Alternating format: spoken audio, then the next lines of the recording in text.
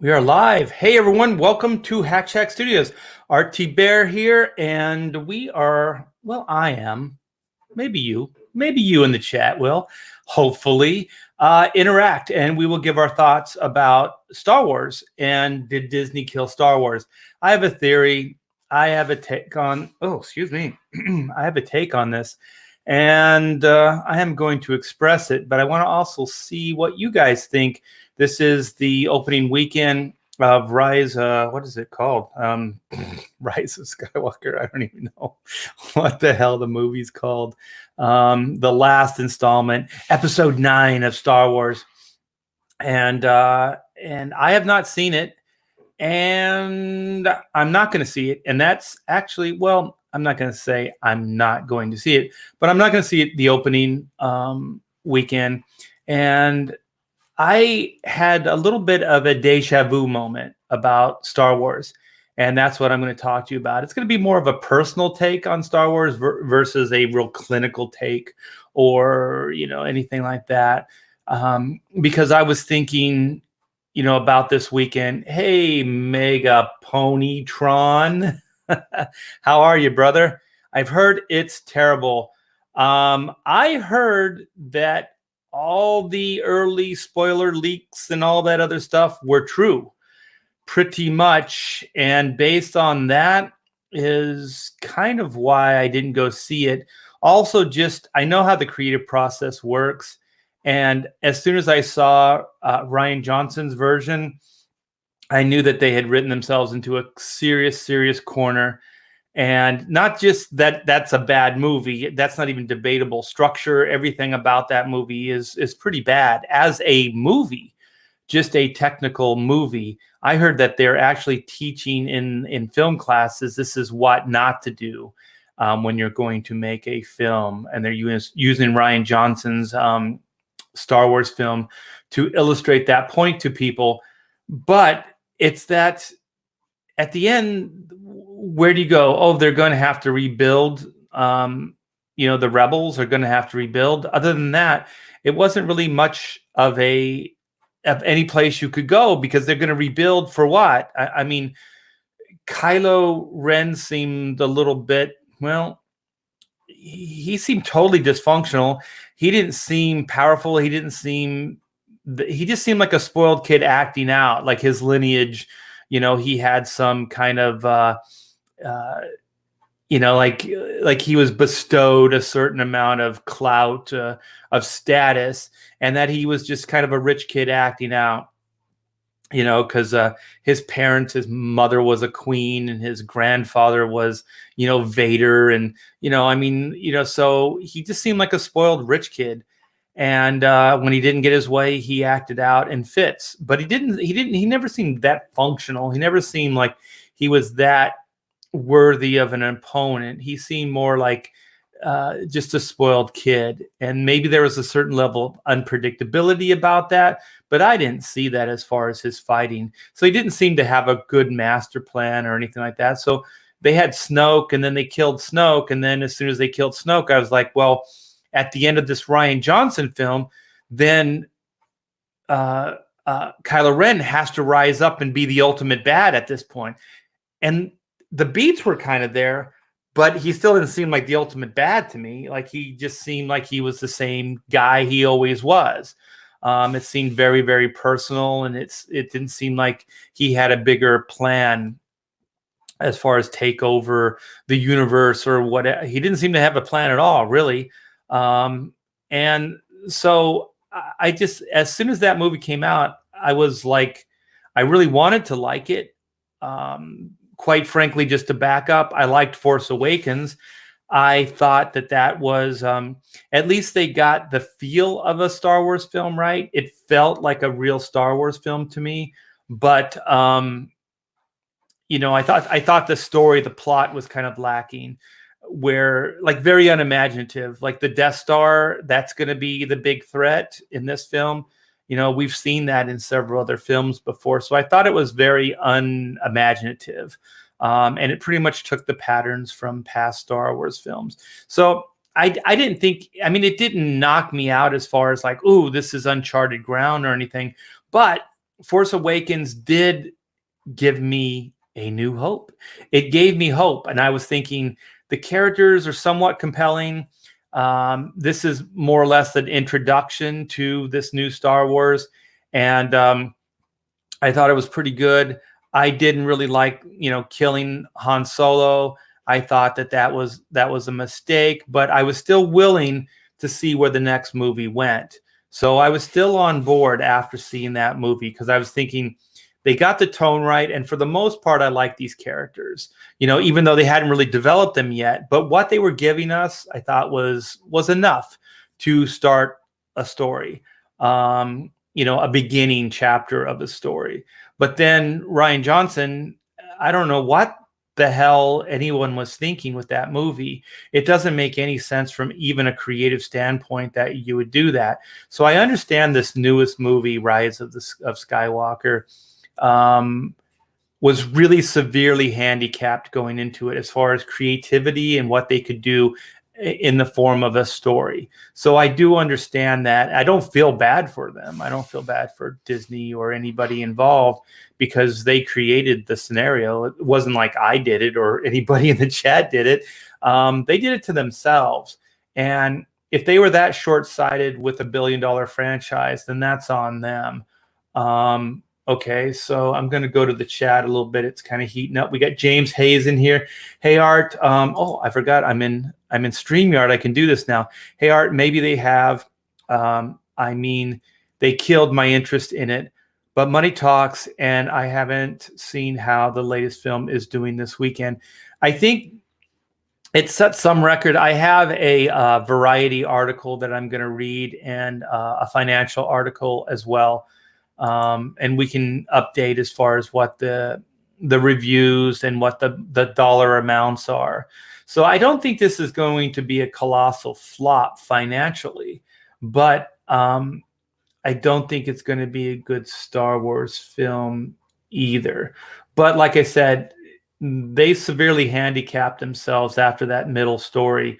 Rian Johnson didn't give them a lot to deal with.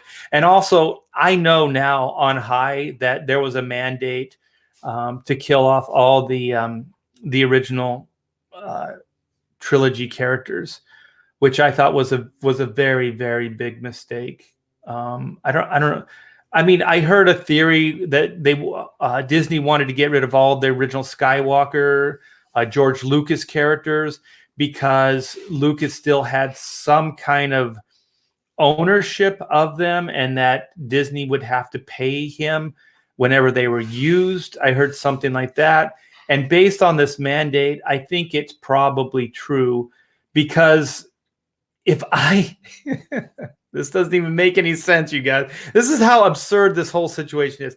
If I bought a franchise, right? Okay, I buy Spider-Man, right? I buy Spider-Man. And the first thing I think of doing is like, I'm going to get rid of all the original Spider-Man characters. So I'm going to kill Peter Parker. I'm going to kill Aunt May. I'm going to kill, the Daily Bugle. I'm going to kill all the legacy stuff. I'm going to get rid of all that. And then I'm going to introduce, a bunch of new characters, right? And do it in such an artificial way, like in a way that doesn't even feel organic. It doesn't feel like it was worthwhile, like these deaths, like these sacrifices, nothing. All these characters died like bitches, pardon my French. They all died in very non-heroic ways. I think Harrison Ford's character was at least he was trying to redeem his son, so he was kind of doing a Luke Skywalker, but it failed on him, So instead of Darth Vader running through Luke, he was taken by Luke, and then through that inspiration, they fought the Emperor. But this one, his dad didn't inspire him to be good, and he ran him through. So I thought that, as far as a motivation, I got something in my eye here. It was okay, but I still didn't like it, and I thought that they should have done that in the second movie, not the first movie. But it was definitely mandated. It was told, to the creative people that this is what has to happen, And so they did the best they could with it. And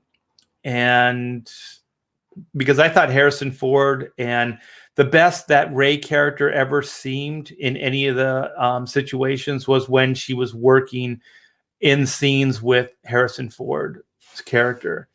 There was like a father-daughter thing there that was happening, and it was emotional without being overly emotional.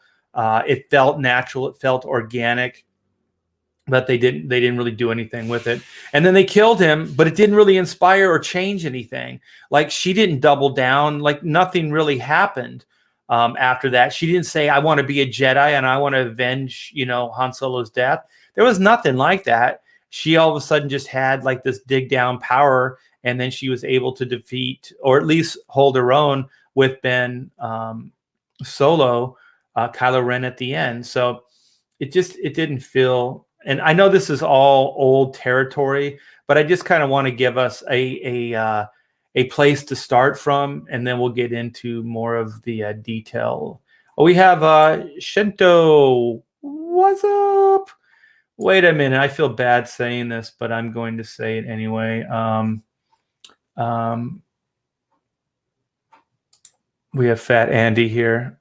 I hope that's just a fun name, because I feel bad saying it. Just like when they say, sometimes like small guys, they go, hey, that's Big Al, and he's just a tiny guy. Okay, well, you guys are like, this is cool, man. We got some people in the chat. I never take this for granted, you guys, because whenever anybody pops in here, I'm always like, wow, somebody wants to hear what I have to say. Let's have some fun. Force Awakens wasn't great. But it alone wasn't enough to ruin everything. I agree. Last Jedi, Rise of Skywalker, however, did. They render all that happened in the first 6 films meaningless. Yeah, they kept saying, like, this is the end of the Skywalker trilogy. No, we had an end to the Skywalker trilogy. That alone didn't ring true. If you had any time invested in Star Wars, you already knew that the Skywalker story had been told. This is not, and Rey isn't even a Skywalker in this. She's a Palpatine. Like, what the hell, man? Actually, Kylo Ren is more of a Skywalker, than she is. I don't know, man. It's really confused. And then just to jump to the chase or the end, she chooses. What a current day state of affairs where you get to choose who you are. Even though it's not your bloodline or your lineage, you can just choose to be a Skywalker, even though your bloodline is a Palpatine. Most bizarre. That's very, very, what do they say? SJW or current Hollywood. We got Rhaegar the Targaryen in here. Aren't they kind of already doing that with Spider-Man? The comic books are. But I thought that Into the Spider-Verse was actually pretty good. It was definitely an Elseworlds tale, and you knew it was an Elseworlds tale. So I thought it was done well. So they are kind of doing that, but they're not doing it in as a mechanical. Well, they haven't done it on the big screen yet, but not as mechanical as the way Star Wars is being done.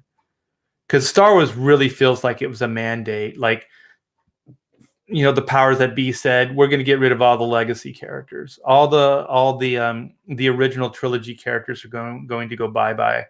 And none of their deaths felt organic or had any real meaning, to be honest, as well.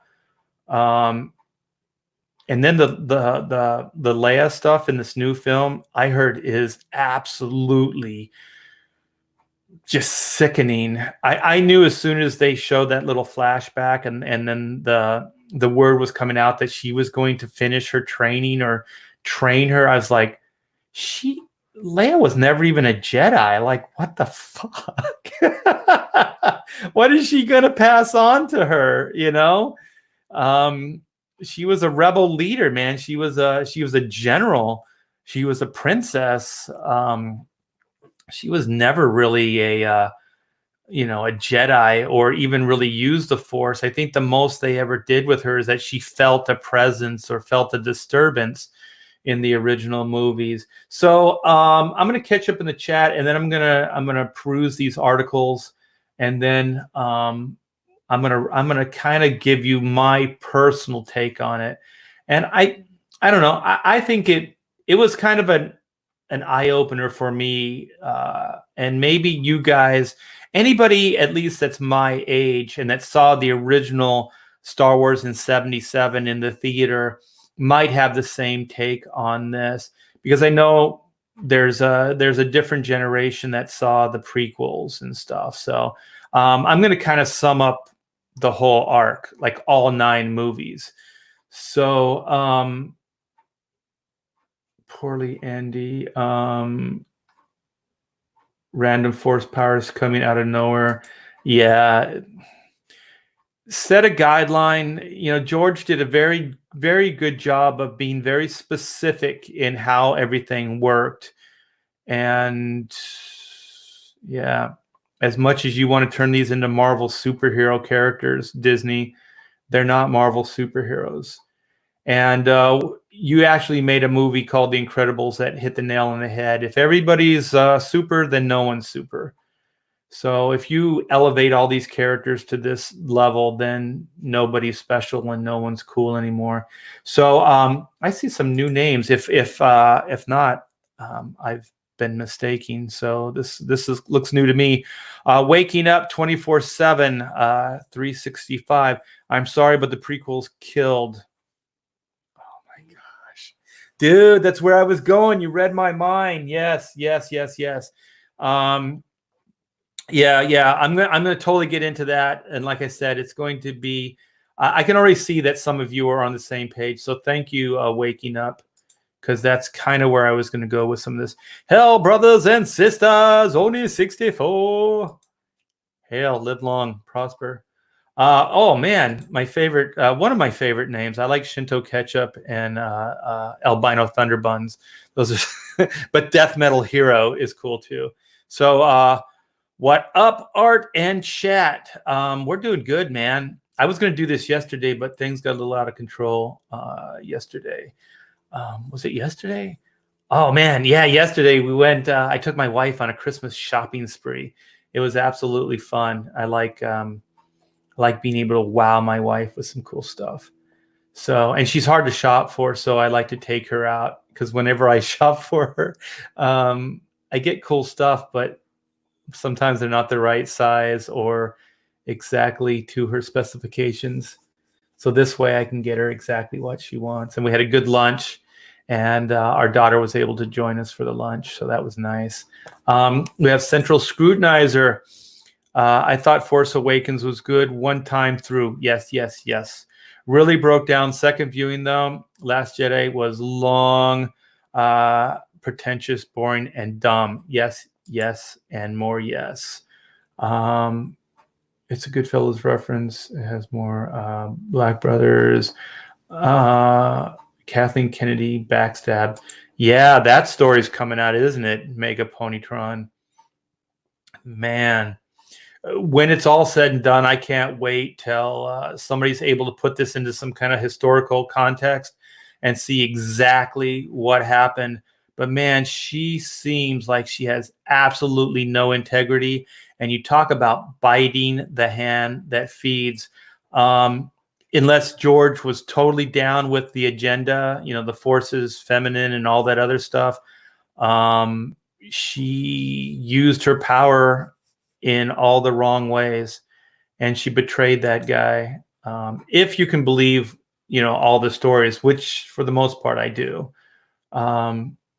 Okay, I'm gonna go to these articles because you guys are rocking it, man. I always like to accent the new names. We have WT Keaton in the house. I know a lot of hate for the prequels, but they work for me. The story is solid enough for me to overlook some poor editing. I think it also depends on how old you were, which is what I'm going to get into. But let me kind of give some reference here, because I'm going to kind of tell my point of view, and then we're going to go into perhaps what Disney's doing right if I indeed can be so bold here as to do that. Okay, so I'm going to click this, click this, click this, and click this, and we have the Variety article. Oh, cats. Secretly, I wanted cats to do well so it could kind of compete against the Rise of Skywalker. I'll tell you, as far as competition, though, and I haven't read any reviews on, but Pamela, my wife, wanted to see it too, is the new Jumanji. So if we go out this weekend to see a movie, it will probably be Jumanji, because the first one that got more into the video game aspects versus a board game, I thought was pretty cool. I liked it. Okay, so Rise of Skywalker has a second worst Rotten Tomatoes score in Star Wars franchise. So this is Variety. So moreover, The Last Jedi, there's a new Star Wars installment to debut at 58% on Rotten. I checked Rotten Tomatoes before I came on. I think it's like 57. I think it's lower than this now. The Rise of Skywalker has the second worst score of all of the live action Star Wars films, right behind Phantom Menace at 53. That's right, critics hate the J.J. Abrams directed flick almost as much as they hate Jar Jar Binks. So this is exactly the setup and what I want to talk about more. Like historically speaking, the 9 films versus just focus on the one movie, which a lot of people do, but yeah, I wanted to get more into it. So the official critics' consensus on Rotten Tomatoes cites that the film suffers from a frustrating lack of imagination, but concludes this beloved saga in a fan-focused devotion. From what I hear, fans, at least on YouTube, I think that's still debatable, the fan-focused devotion ending. So most elegant, emotional, rounded. Yeah, this article isn't that long, but I'm going to try to, I don't want to read the whole thing. This thing's jumping around on its own. What no contemporary Star Wars movie can have, no matter how slavishly it imitates the template that Lucas invented, is the primal awe of the original films. Space battles at the time, the gritty yet frictionless zipping through the canyon joystick stuff was miraculous. It anticipated the digital era, and the only place you could see it, could live it was the Star Wars film. But Star Wars turned Hollywood into an industry devoted to space, race, fantasy, action candy. So the only real dimension of Star Wars that's defining anyone is the cosmology. No wonder the film isn't there the way it was. The first and latest trilogy, The Force Awakens, is certified fresh at 93 on Rotten Tomatoes. The Last Jedi stands at 91. Despite polarizing views, at 91, that's really weird. Polarizing reviews, the trilogy conclusion will likely be a box office smash. The Rise of Skywalker reached 40 million in domestic ticket sales in Thursday night previews, making it the 5th highest Thursday preview after Avengers Endgame, The Force Awakens, The Last Jedi, and Harry Potter and the Deathly Hallows Part 2. Star Wars The Rise of Skywalker is in theaters everywhere now. So I'm just kind of reading this just to put some kind of perspective to everything. And then I have, I hope this works. Yeah, it did. Skywalker post strong for the first 2 days, despite lukewarm reviews. So Walt Disney Company's Star Wars The Rise of Skywalker defied critics out of the gate, pulling a strong 90 million on Tuesday and Friday, despite tepid reviews. Heading into the weekend, Skywalker, which officially debuted on Friday, was projected to take on 160 million to 190 million in the first 3 days, according to Box Office Pro, but may now be on track to pull in more. Okay, forecasts were as high. What? This is new. What day is this? December 21st. So this is today. Okay, so forecasts were as high as 225 million earlier in the week before a rush of tepid reviews from critics. On the Hollywood Stock Exchange, the forecast declined to about 11%, predicting the box office performance of the film is notoriously tricky, and it's risky to bet against Disney's marketing muscle. The world's largest entertainment company has been promoting the release for months. Still, the opening seems likely to fall short of the past two movies in the current trilogy, Force Awakens and The Last Jedi. So I thought this was cool. War wary. Recent Star Wars films haven't performed as well as Force Awakens. So you can see the scale here. So I thought this was pretty interesting to see where the movies went and are going. So Force Awakens did very, very well in 2015. Disney said on Friday that The Rise of Skywalker took on 40 million in Thursday night preview screening domestically, the fifth best performance in industry history. The Force Awakens generated 57 million in previews 4 years ago, while The Last Jedi scored 45 million. The new film also collected 59.1 million overseas.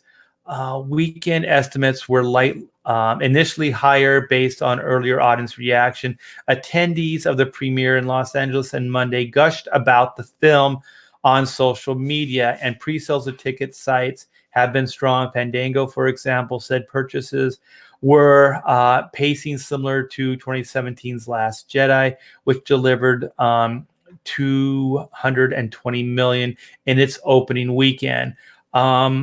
Is it Fandango, one of those ticket companies or whatever, or is it isn't like Disney involved with one of those ticket companies? Don't they own it or something, or have stock in Rotten Tomatoes? Anyways, Disney has their hands in everything. So the film looks likely to be the first in the Star Wars franchise not to score an A from Cinema Score, which polls theater goers. Through Saturday morning, Star Wars: The Rise of Skywalker pulling a B+. That slight shortfall could result in some fans not returning for a second or third screening. Yeah, you got that right. And the buzz still isn't overwhelming, you guys, on this movie. Forecasts have been slipping after the film fared poorly, with critics scoring just 58% approval on Rotten Tomatoes. I think it's lower than that. A website that, okay, we already know, 60s considered general public. Skywalker reaps worst reviews since Phantom Menace, which is also where I'm going to go with this. So fan dismay. In contrast, Last Jedi was a hit with critics, but it also irked some fans who didn't feel like the storyline and character development stayed true to Star Wars ethos. Also, let's get it straight, Bloomberg. It was just structurally a horrible movie. It was just a bad movie. This week's mixed. Had to take a drink.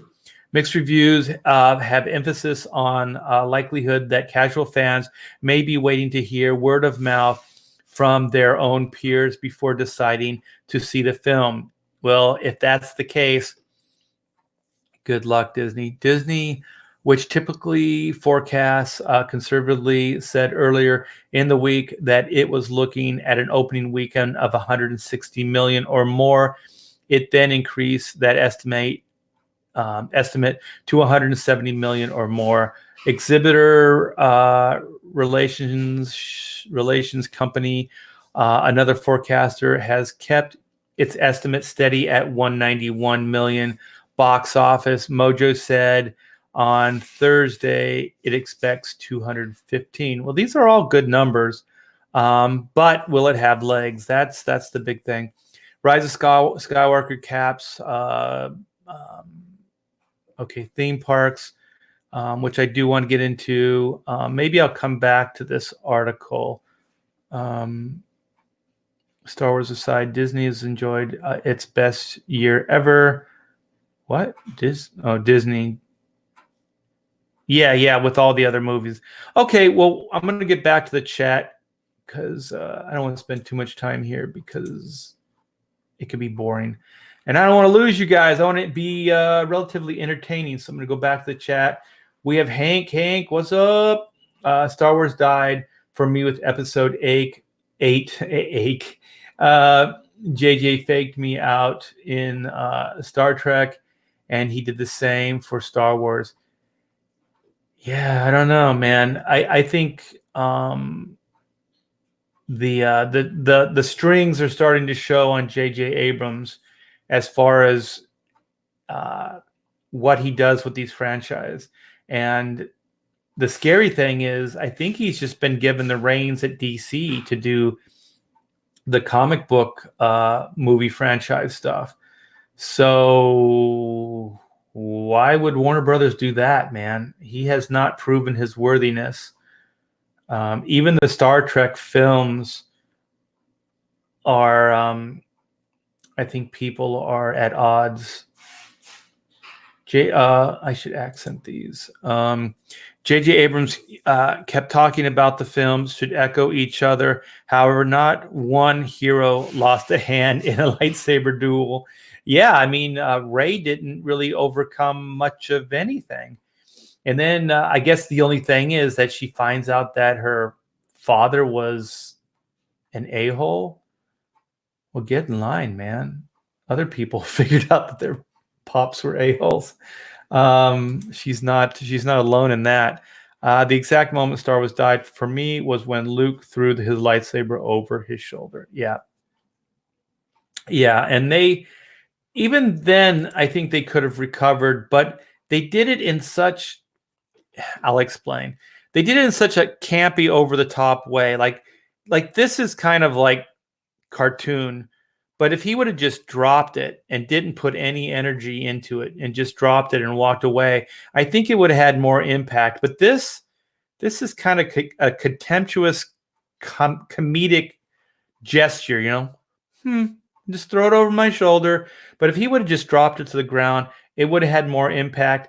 And also, always these ideas, the one idea isn't necessarily bad. It's how you follow it up.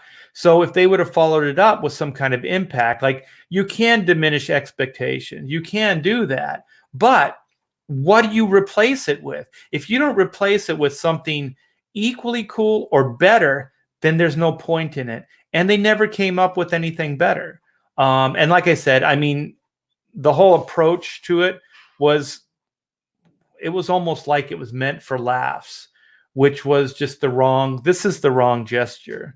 If you want to have emotional impact, have them just drop it and then walk away. Because this is too much energy. It's too much energy given to his idea of he doesn't want it. I just think the minimal energy, just dropping it, walking away would have been better. And then, like I said, it also depends.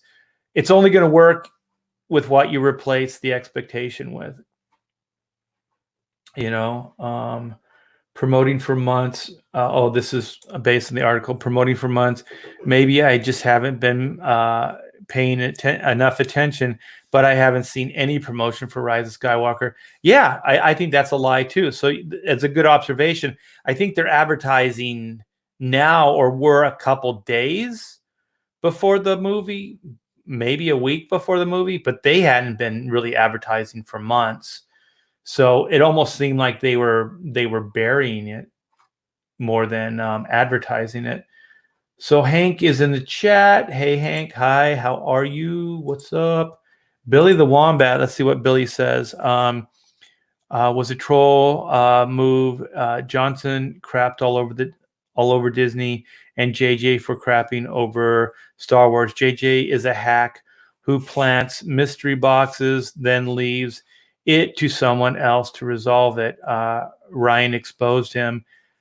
Yeah, but if JJ was always going to direct the last movie, then they should have had some kind of basic beginning, middle, end, thought through. And yeah, I think okay, I'm just going to start getting into, okay, this is my theory about Disney and the Bob Iger years and everything, and then I'll put this into my observation, is that, okay, Bob Iger and current Disney, what they do is they have been buying IPs almost exclusively, and like even the Eisner, was that his name? Years, he was still building things. He was still trying new ideas. Some of them were really misguided and they were bad, but he was still trying new things, outside of the box stuff. But Iger didn't seem like he was doing that. He was throwing a bunch of money, shareholders' money and profits at buying IPs, but they didn't have any idea of what to do with them. So if you look at Bob Iger's reign at Disney, it was Pixar, right? So Pixar was having some problems with Disney. They couldn't really come to terms under the Eisner, leadership. So Iger came in and played ball with them and pretty much gave them everything that they wanted. So at one point, I don't even know if it's still the case, Pixar had control of Disney animation as well. And so they also had some control of the Disney parks. So if you notice, a lot of the Disney parks had a lot more Pixar attractions and things like that in them. But it was very short term. And as far as I'm concerned, the Bob Iger years, Pixar just died. They died. They really didn't have much of any cool stuff that came out in that amount of time. I think the only movie that I think is worth anything, and I could be mistaken, there might be others, but was Up. Up seemed fresh. It seemed inspired. It seemed unique and different. It seemed Pixar worthy. The other movies, The Good Dinosaur and all the sequels and even Cars, I thought were pretty bad. I thought they have a whole slew of really bad movies. And that was under the merger. That was under the Disney Pixar merger. Before, I think they still had a working relationship, but it wasn't to the same degree.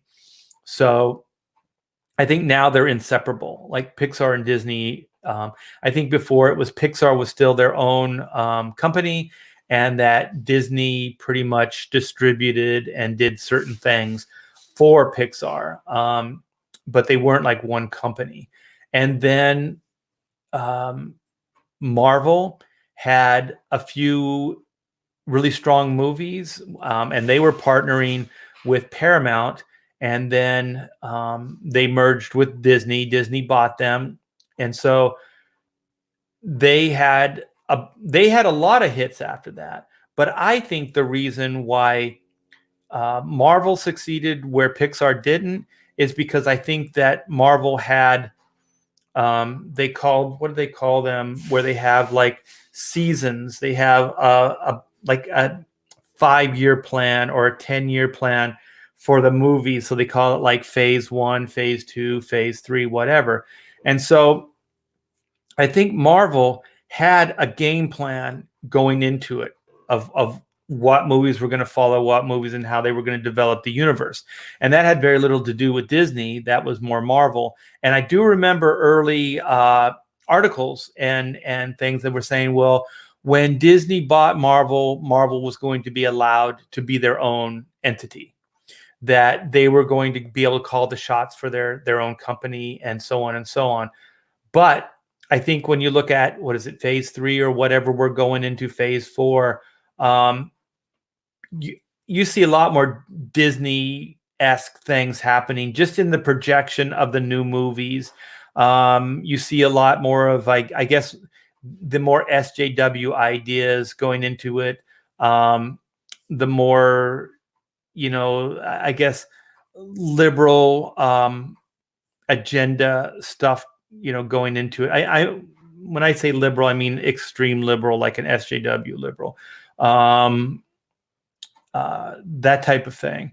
So I think that now going into, is it phase 3 or phase 4 of the Marvel stuff, I think you're going to see more of the homogenized Disney influences coming into it, like you saw with Star Wars. And so when Star Wars started, it already had the Disney brand all over it. So Force Awakens, pretty much from the get-go had that, because Star Wars didn't have a plan. They didn't have a game plan. So they made it up at Disney. So their whole marketing, their whole way of doing movies and things was all Disney brain trust, along with some Lucasfilm people. But it was mostly Disney. So from the beginning, there were certain agendas that were set in place, and you didn't see them right off the bat, like with Force Awakens. But as it went, you got to see them more and more. And with Kathleen Kennedy kind of saying what she said, and Bob Iger has said some stuff as well. So you see more of like an agenda happening there, versus entertaining films that are just meant to go there and have, 2 hours of pure escapism, which is what the original Lucas films were trying to do. And so, so that's what I see. And that's where Disney is failing these franchises, because I see a pattern. I see a pattern from Pixar to Marvel to Star Wars. And I've heard like some early warning signs going up now for even Fox. So some of the Fox IPs and things like that, Disney's doing the same shenanigans with, or will eventually. Some writings on the wall there. So I just think that that's what the Disney mergers with these companies, because I don't think Disney has a creative brain trust that really works. I think they're they purchase things and they almost expect them to sell themselves. Like it's almost more dollar signs than it is like creativity. And under Walt and the earlier regimes, there was a certain level of creativity going on.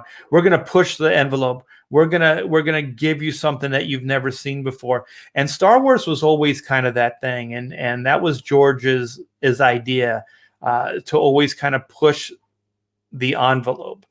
And it just doesn't seem like those things are happening right now at Disney and Disney Star Wars, with the exception of the attraction Rise of the Resistance.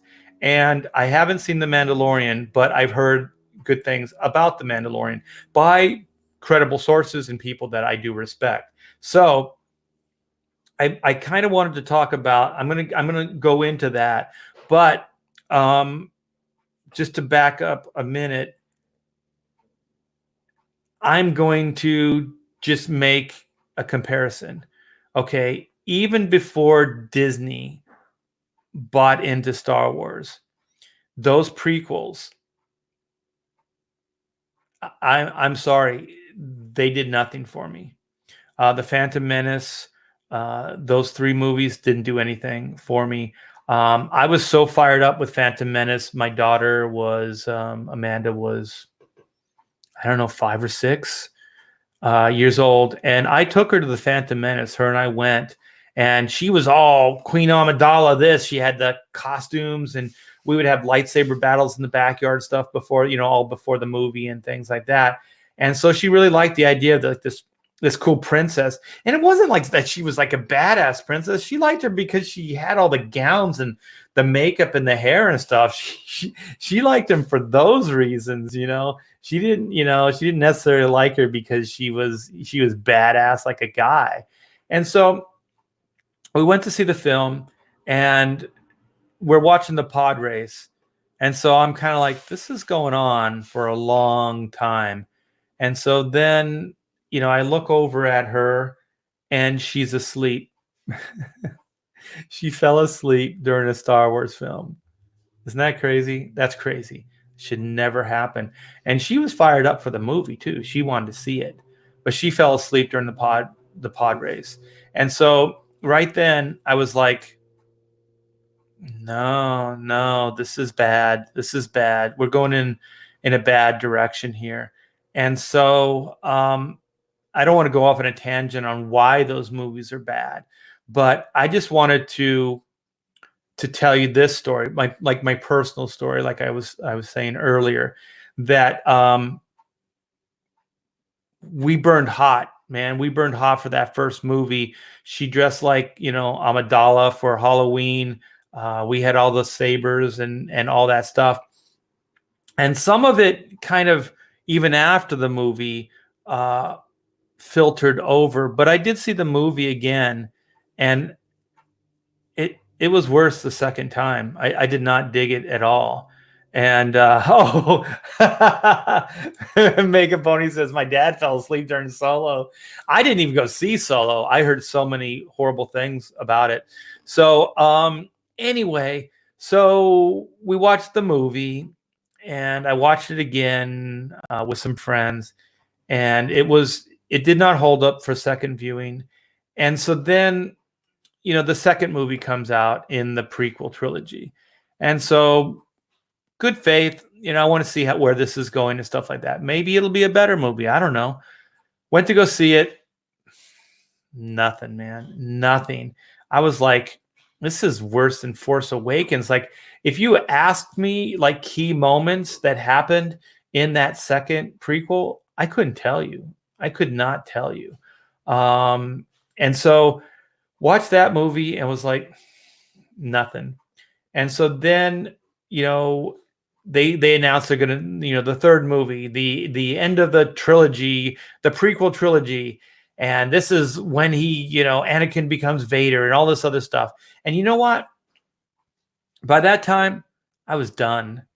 I was done. I was like, I'm not going to this movie. And so the reason I'm telling this story is because smash cut to current day, I'm not going to go see Rise of Skywalker for the exact same reasons, because you set it up so bad. You made bad movies.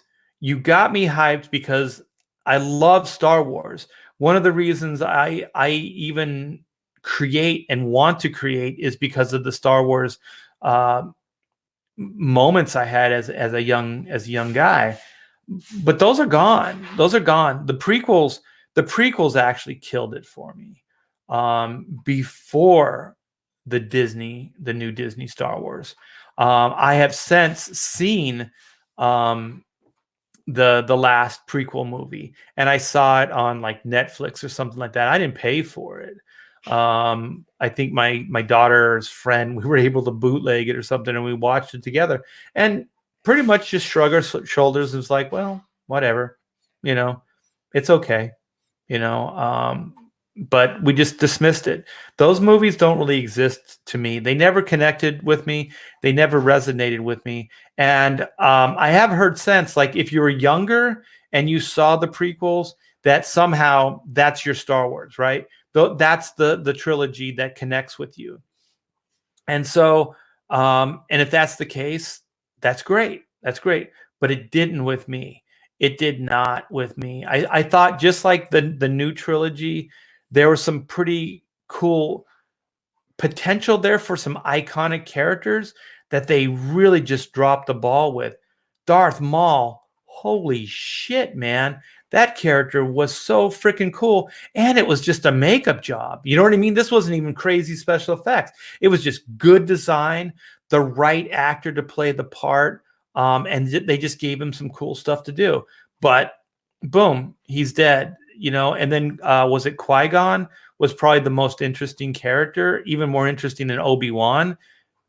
Dead the first movie. Boom, I'm done. Why do I care? I went a whole movie with these characters set up as the good guy, bad guy, and then by the end of the movie they're gone. Who gives a crap at that point? The middle movie, what's his name? The villain in Force Awakens. I'm sorry, you guys. I am horrible on names, but the guy that gets cut in two in the Rian Johnson film, was a horrible villain, but killing him in the second movie. Well, what do we do now? He's your villain. Who cares? At least in the Lucas one, Darth Maul wasn't the main villain, so they continued building that character. So at least on paper, structurally, the prequels worked better, just as far as like a structure of a story. But the new ones, they're all over the place, man. You can't follow them. There isn't a coherent through line. There isn't a narrative. It's horrible. Oh, Snoke, thank you, Dorby. Yeah, and the reason I forget the character's name is because I didn't care about him from the very beginning. Like, there's all these mysteries, like, why is his face jacked up? Why is he so messed up? What is he? Where is he from? All these things. I wanted to know. The first movie, like I said, I'm on board.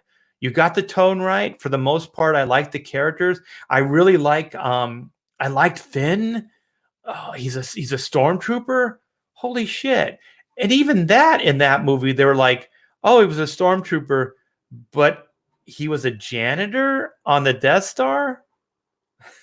When I first heard that, I thought it was a joke. I thought he was making a joke, but apparently he wasn't kidding. Like, whatever, man. And then like Snoke, I was willing. Like, I thought it painted some good images, right? It set it up like, well, who is he? What is he about? After that movie, me and my Star Wars friends, Taylor Grosso in the studio, we talked for hours. Where is this going to go? Where is this going to go? How are they going to pay this off? This is a pretty good start. How are they going to handle Harrison Ford's death? What are the dominoes that are going to affect that? All these things. I was thinking, there's some places that they could go here. There's some development that they could actually do. And then, Rian Johnson under Kathleen Kennedy and whoever else, greenlit this thing, pretty much destroyed everything. And then now we're left with what's, the remainders. And the worst thing about this is that they're saying that this is the end of the Skywalker storyline. If this was just a Star Wars story that didn't have anything to do with the Skywalker lineage, I think most people would be a lot more forgiving. They would just go, well, it's a cool Star Wars film. I kind of liked it. But when you start bringing them into characters from the past that you know and love, and you deal with them in such horrible ways, and people have expectations, 30 years, 40 years of expectations, yeah. Probably like 40 years of expectation since the first movie. What happened with Luke? Where did he go? Did Leia and Han, what kind of life did they have? All these questions that you have. Nothing, no imagination. Like, if I was writing these things, I'd be like, I could think of a million things to do with where these characters are now, but nothing.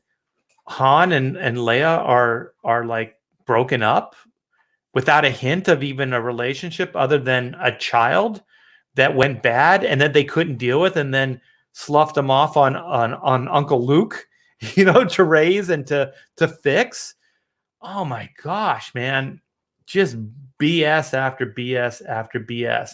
So I just kind of wanted to make that kind of comparison. Like, for me, when when I talked to my family. I was like, "Do you guys want to go see Rise of Skywalker?"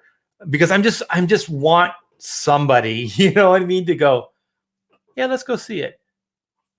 Nobody, not even my daughter, nobody in this household, in the T-Bear household, was like, let's go see the movie. Because also, my daughter and her boyfriend are big Star Wars fans. And so they got burned on Solo. So, you know, uh, that was it for them after watching Solo. So I heard their reviews of Solo and everybody else's, and I just didn't go see it either. Um, this is not good. This is not good. So, yeah, I pretty much wanted to make that kind of connection because when I was like, I don't want to go. Well, it's questionable with whether I want to go, and my family doesn't want to go. What does this feel like? It feels like deja vu. And then I was like, this is what we went through with the prequel trilogies, the last movie. We didn't want to go see that either. So congratulations. I think this problem is probably inherent in Star Wars because I think Disney did do a lot of missteps and they did do a lot of bad. But I think that George, if we're being completely honest, I think George did some bad as well. So I do see a direct correlation between the prequels and the last three movies. I really, really do. The first three movies will always be beloved as far as I'm concerned, and I can see very little fault. Even when they said like, "Oh, they just shoehorned in 'I'm your father.'" Whether they shoehorned it in last minute or not, it still worked, man. It had impact on me. And by then, I wasn't a kid. I was older. And it worked for me. So, yeah, I'm going to go to the chat here. What was that?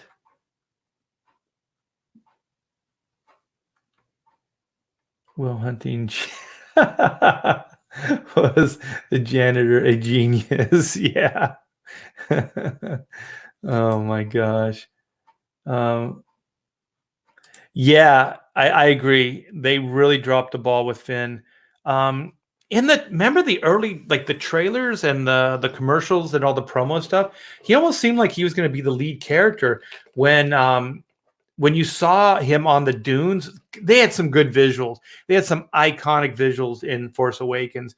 But when he's walking the top of that dune and he's taking off the stormtrooper armor, you're like, holy shit. Like, you know, this guy's a stormtrooper, and then he almost seems like there's like a character there. It's he's not just like a sterile, like cold-blooded, killer. This guy seemed like there was something more going on there, and it was intriguing.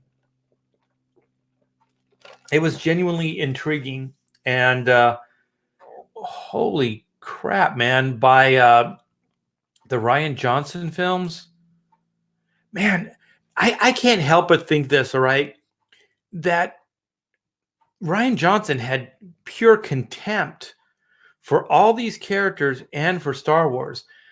In my wildest dreams, if I was a fan and liked these characters, I couldn't have written them this way. I could not have done what they did. Revenge of the Sith is just bad. The way Anakin turns so quickly is laughable. Lots of stilted acting and bad dialogue. Yeah. Well, it was R2D2 starts flying in that. Like he can fly, like, like, and then they had that new joke. They can fly. Yeah. Well, you know what? Didn't what's his name? The bounty hunter fly in the first movie or the second movie? He had a freaking jetpack. Listen, man, Star Wars isn't like like perfect high tech, but it is a high tech future. So if they can space travel, why would we be amazed with a flight pack? You know what I mean? Like the guy's got he's got a rocket engine strapped to his back, and they're like, they can fly. Yeah, they can fly. I'm sure as a stormtrooper, Finn, you've seen more shit than this. Yeah, it was really, really, as the kids say, cringy. It was a cringy moment, and that was a major trailer beat. I think they were trying to like this passes for humor. If it's the end of the Skywalker saga, it's pretty telling since Rey calls herself Skywalker at the end. Yeah, that's bullshit. No one wants to see that, but that is pretty current. 2019. You know that if you're born a boy, you can say you're a girl, and then we all have to act like you are that, and vice versa. It's like the Emperor's New Clothes. All this weird stuff's happening, and we're all like the normal, logical, sensible ones are supposed to act like it's normal behavior. Oh yeah, you can be a Skywalker. Oh well, guess what? I'm now a Trump. I'm going to be related to Donald Trump now, and I'm going to inherit his millions. What the hell? You can't do that. I'm a Skywalker now. Why wouldn't you? The only one that actually showed you any real compassion was Harrison Ford's character. Why aren't you a Solo? Like you had way more connection with that guy as far as a parental character than you did with even like Leia. And Leia, if she married Han, isn't she a Solo as well? I don't know. I don't know, man. None of it made a lot of sense. The rise of the Palpatines. Yeah, but they didn't want to do that because then they would have blown the mystery. Blown the mystery. You guys telegraphed that at frickin' what was it, Star Wars, the convention. Why the hell did you do that? Wouldn't that have been better if you didn't say anything? Boba Fett, thank you. Yeah, the guy with the rocket pack. Like, wouldn't it have been cooler, like, if you didn't say that Palpatine was the new villain, and then you went to go see the movie, and then that happened? I think that would be way better. Tor Strange said it looked like a remake of Battlestar Galactica. A little bit, man. Yeah, R2-D2 did fly in episode 3. Boba Fett flew. Okay, so we're making connections. Not only that, they already had flying stormtroopers. Yeah. Whatever, man. So we're all supposed to just, they can fly now. This is a revelation. Why would it even be a revelation to Finn? I got the idea that Finn would probably be so, unless he truly was a janitor and never got to see battle, but he seemed like he would be probably the more cynical of the one. Like that guy saw some shit, like it would take a lot to, make that guy freak out or make him act that way. Because he was a stormtrooper, man. He was a military, and it wasn't just like a military, a compassionate military. It was like, this is like the First Order military. They took him as a kid.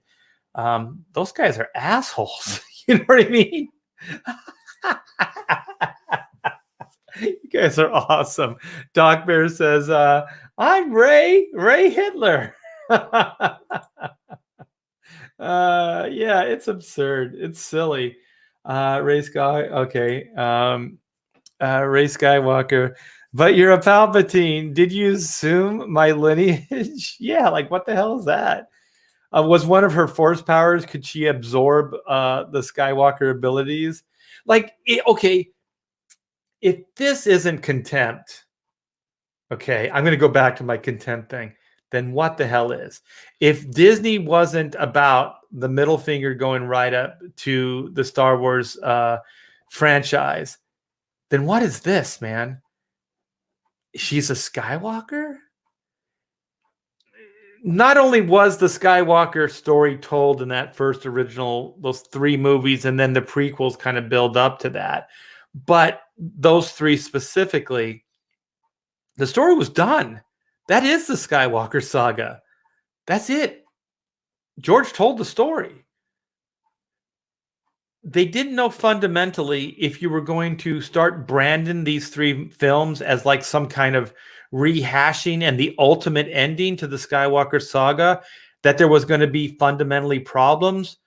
Then they're incredibly naive or seriously contemptuous or just did not give a crap, or all the above, because I think that's fundamentally the problem. The fundamental problem is that it didn't feel like, not fan service. They like to over exaggerate. Oh, the fanboys, the fanboys. There's certain expectations that you set up, that were set up and that have been there for 40 years. So if you don't meet those expectations or exceed those expectations, then why the hell are you doing the movie to begin with? Just let it be. If you do, and you don't do it well, then it's a cash grab. Then everybody gets to be cynical and everybody gets to point the fingers back at you, because that's the only assumption you can take out of the equation, right? If you're not going to do it better, then why did you do it at all? If you didn't have a good idea, then why did you do this? Did you do it just to make money? That's why people point the finger back at you, Disney. That's why you get the shit. That's why people don't like them, is because if they don't meet or exceed expectations, then you're going to get this. And then when you start throwing in killing legacy characters and stuff like that on top of everything else, what's anybody supposed to think? This is the only conclusion that most rational, logical-minded people that love Star Wars can come up with, right? That's the only thing. Oh, we have a celebrity in our midst. Hey, Andrew, what's up? I don't know if Andrew's Sovereign is still in demand. He can let us know in the chat. But check out Andrew Huerta's new book, Sovereign. It looks pretty crazy, and he is a amazing artist. When I say amazing, I mean he's outside the box. I love when people don't just like draw like a certain person, like with Chrono Mechanics, like it's completely outside the box. And Sovereign is that. So if you like that type of storytelling and that type of artwork, completely unique, then check out Sovereign. So let's read what Andrew has. Imagine if you finished a story and then 30 years later, someone comes along and adds more to it. LOL. Not just adds to it, but pisses on it. Like, it wasn't like, let's see what Luke is doing now. Let's see what Leia's doing and Han's doing now. Let's take up that 30 years or whatever time and see where they're at now and tell an adventure. They didn't just do that. They tried to fundamentally say that original Skywalker story wasn't the end. This is the end. So that's worse. Like if they just said, hey, let's see where the Skywalkers are at now. And then we're going to shoehorn some new characters into that. And then we're going to have a passing of baton from the old to the new in a really organic, natural way that gives fans, some kind of resolution. Like for me, Disney, you're known for princesses. You're known for these type of stories. Why the hell did you not have Princess Organa become a princess or a queen? And wouldn't it have been weird and funny and awkward to have Han Solo as a prince or a king? Like some kind of royal setting that you have, and then maybe you have them have to move from that into where you eventually, like, he goes back to a scoundrel, or they both become rebels, because even them as politicians, as kings and queens, their hands are tied politically. They can't do anything, right? Otherwise, war will break out or something like that. So then they go underground, and then they start this whole rise of the resistance. They start this whole like underground movement with their funding and their political clout. And so then they fund the rebellion, and they do that all out the back door of the castle. So then you can have like, the queen, like with all these cool, Princess Amidala outfits. And because my daughter, she liked some of the action, the sword fights and stuff like that. But man, when she was young, she liked the glitz and glamour of all Amidala's gowns and all the makeup and the hairstyles and all that stuff. And I don't know why Disney would forget that. She's a princess. We never really got to see her as a princess. We got to see her as a hostage. Hey, Andrew, thank you very much for the $2.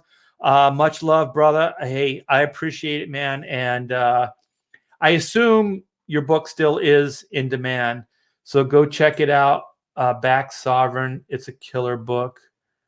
And Andrew's one of the good guys. He's one of the good guys. Let's go here.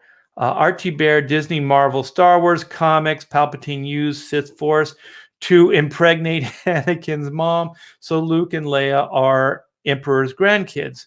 And Rey is in love with Ben Solo, the great grandson. Sick. It gets pretty incestuous. I didn't want to see them delve into the Skywalker anything in the new trilogy. I wanted to see them just go into a totally different direction. I still wanted to see some of those characters, the older characters, but I didn't necessarily want to see like a Skywalker story.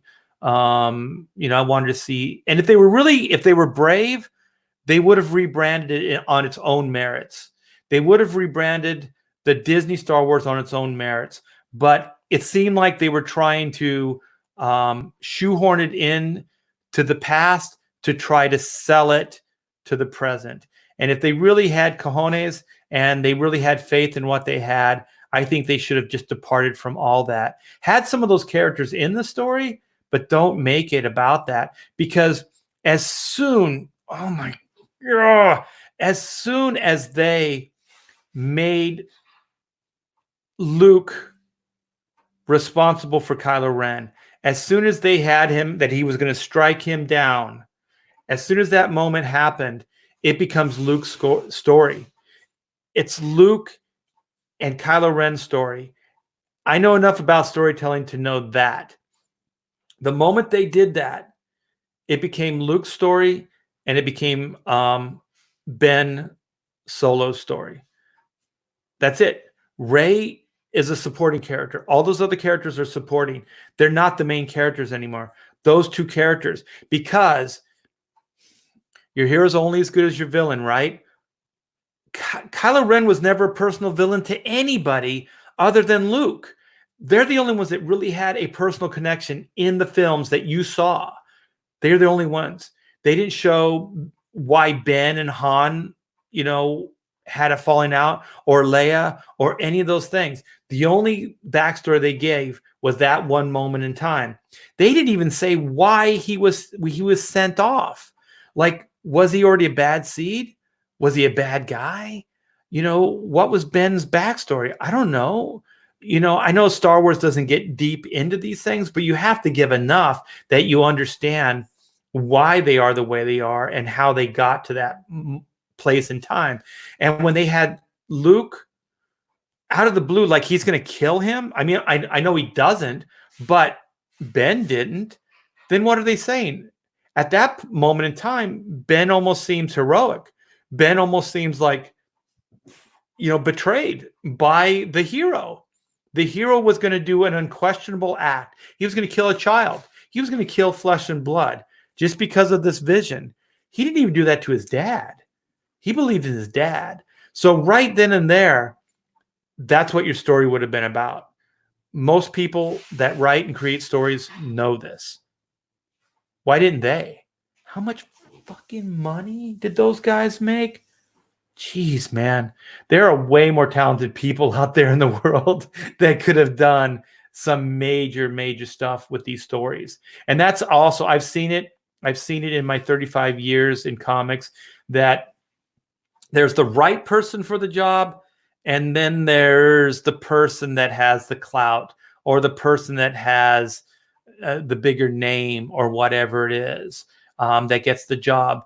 And I think that sometimes it should be both, or it could be both, where JJ should have been smart enough to know that he needed a good writer. I think they went to I forget the writer's name that did some of the original trilogy work, and he worked with Abrams on Force Awakens, and I think it was his idea. I think the Finn character was his idea.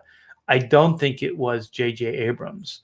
Because I either read an article or saw some kind of documentary or something that talked about it and got into it.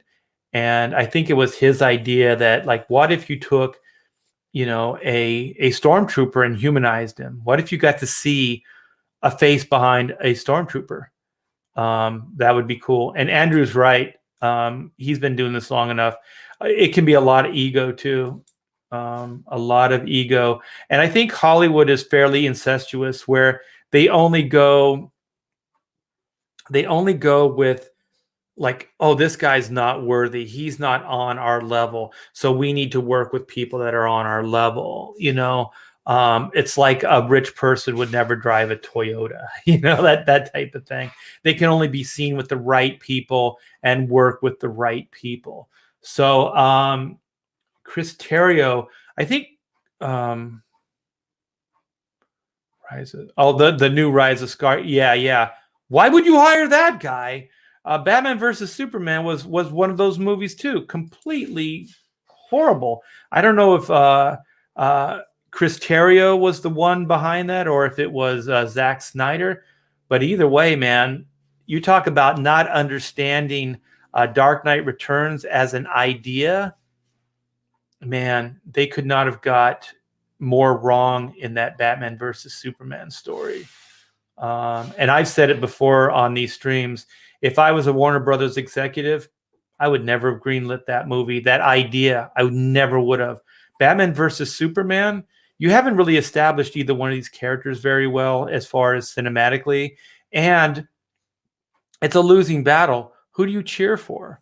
Like, if you have your favorite sports team, usually you cheer for your regional team, the team that is in your hometown. Who do you cheer for, Batman, Superman? If this is a boxing match, or this is a fight, or this is a competition, who would you cheer for? Most people like Batman and Superman equally. Who would you cheer for? It's stupid. It's one thing if they fight, like the first Avengers. They had they had Captain America, Thor, and Iron Man fight, but it wasn't what the movie was about. They didn't say, Thor versus Captain America versus Iron Man. They didn't sell it that way. But this movie sold it as Batman versus Superman. So they really set up that there was going to be a knockdown, drag out, and then that's what the 2 hours was going to be about. Also, it's not that interesting of an idea. It's a nice aside, like the way Marvel did it, but it shouldn't be what the movie's about. And even Frank Miller's Dark Knight Returns, it's not what it was about. Solely, it was, those elements were there, but it wasn't solely about that. I know I went off on a tangent there, but I'm still trying to figure out whose idea it was to have Batman. Oh, yeah, dude, we could spend hours and hours talking about this stuff.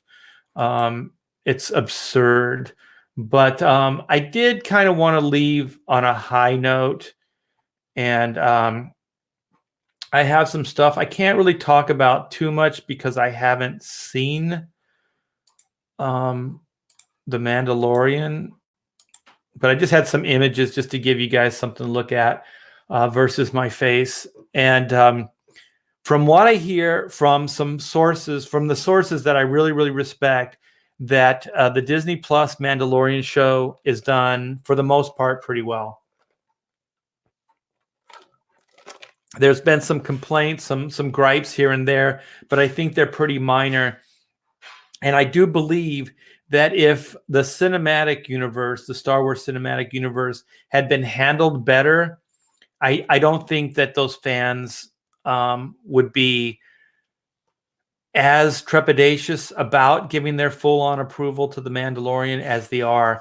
I think that people are still a little gun-shy, and they're expecting the worst.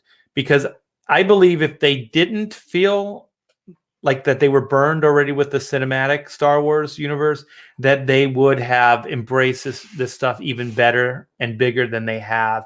And it's been embraced pretty big. Yeah, there's a lot of fans. There's a lot of pretty hardcore fans. And on the surface, even stuff like this that probably would have bugged me don't bug a lot of people. So, you know, even this wasn't a misstep for the Mandalorian. You know what I mean? A baby Yoda, like on paper, isn't that the cringiest thing that you can think of? You know, bringing in a baby Yoda. It seems like it's one of those things. What do they say when you're writing, when you know the writer's hit rock bottom, when he launches his character out to space, gets a character married, or they have a kid? Like, those are usually signs that the writer is out of ideas. So then this is one of the baby ideas, right? You add a baby to the story, and yet it seems to be doing very well. So even what seems like a misstep, people are really liking and embracing. So more power to them. And from what I hear, the new character, she's not a Mary Sue, and that she's an action hero, and so is the Mandalorian, and they both get their licks in, and they're both kind of treated for the most part as equals. And that's the way you do these things. You have a character, you introduce them, and you have them hold their own. You don't have to downplay one character for the other to make the other look good. This is a fundamental problem I have with comics, and I have with film. I believe, I've even seen Jeff Johns do this, and I like Jeff Johns' writing, where you take a character like, oh, you have Superman, right? He's the most powerful character in the DC universe, right? But somehow, to make Vixen look cool, Vixen of all characters, she gets the better of Superman somehow, right? She takes him down somehow. Well, why did she have to do that? Why did she have to belittle Superman to make her look cool?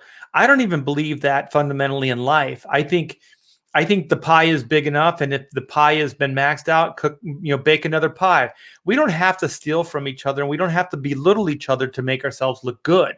And I hate those ideas. I hate them in life, in real life, and I hate them in stories, because it's lazy writing. It's the easiest way to make a character look good. And I see right through it, and I think it's horrible. So they didn't do that in The Mandalorian, which is great, which something that seems fairly common sense, that you would do, they did. But a lot of people don't get it. I used to hate it, like in the Fantastic Four, like you'd make Ben Grimm look bad. Like if you had a badass character, they would beat up Ben Grimm, so then the badass character will look more badass. Like, no, don't do that unless it's fundamentally the story. Like, and then you beat down Ben Grimm, and then he comes back up and then beats the bad guy. But they do this with heroes. They diminish one hero to make the other one look good, and I think that is just wrong. So from what I understand, The Mandalorian is done very, very well. And so for that, kudos. I think Disney Plus is going to have maybe 2 other shows that I'm interested in before I spend money on it, because most of the other stuff just seems like filler to me. And I don't have much interest in it. I used to say this about albums before I bought an album. I would have to like at least 3 songs on the album before I bought the album, because I had been burned before. You hear the one song on the radio and then you buy it, and then the rest is just filler. So once Disney gets to that point, and it might be the Marvel shows, but I think that's not till a year or 2 down the line. And then I'll probably take the plunge. But yeah, I think that The Mandalorian is Disney doing things right. And I believe it's partially that they learned their lesson, and part of it is because it's TV. Film is an incestuous cesspool. They don't want new people in. Like I said, they just want, the biggest names, and they want to socialize and intermingle with those people, not necessarily the people that have the best ideas. So I think the Mandalorian, and since it was kind of TV, that it was kind of considered less than, because TV was always kind of considered a step down from film. So they used to say, like, if an actor took a role in TV, that they could kiss their movie career goodbye, because it was, they were lowering themselves to do this this lower art form, which is TV. Since has been proven nonsense. We've had Michael J. Fox and a lot of other characters that had equally successful careers back and forth, but also they were actors that could do both. So that stereotype has gone away a little bit, but I still think it does exist. And I think that you have somebody like Jon Favreau that I don't think sees that. I think he's a creative person. And so he sees opportunity, like creative opportunity. So I don't think he necessarily aligns himself with, like, I need to socialize, I need to be hanging out with just this core group of guys. I think he really likes being in the trenches and create. I had a conversation with him on the floor of San Diego. He was just walking around by himself, and he was shopping. He likes the stuff. He likes the input. He likes to to read sci-fi. He likes the action adventure stuff. So I think he's the real deal. And I do believe him and the brain trust that they have there see it the same way. So there is light at the end of the tunnel. There is some promise. And I don't know if you guys have seen this yet, and I've done it on a couple shows already, but The Mandalorian is intriguing to me. But this right here, this attraction, they have it at both parks, the Florida park and the California Disneyland park, the Rise of the Resistance. And I do understand all the backlash to Batu and the Galaxy's Edge idea. And I've been there, and I can see the complaints, but also I'm a pretty big Star Wars fan. So just being there, it does feel, for the most part, if you could get rid of all the tourists and you could just be there and maybe have like some cosplayers in costume walking around and doing, like, mundane, normal things, I think you would probably lose yourself. You could probably lose yourself in that park and think that you're in a different place, especially at night. Even my wife says at night, Galaxy's Edge is like a different place. I mean, it's completely unique. But the tourists and the people walking around are probably the biggest detractor as far as I'm concerned. And a lot of people don't talk about it because, basically we're talking about ourselves because we are those people. But it's unavoidable. But I'm going to play some of this and just so you guys can see how freaking epic this attraction is. It's state of the art. It has like three acts to it, so there is a storyline to it, and the effects and the way it's done is pretty amazing. It's crazy immersive. So you go inside and outside of the attraction, and then you load onto a shuttle, and then you get shuttled off. So this is a simulator. So you're in a transport. So you have to exit Batu because the First Order are infiltrating.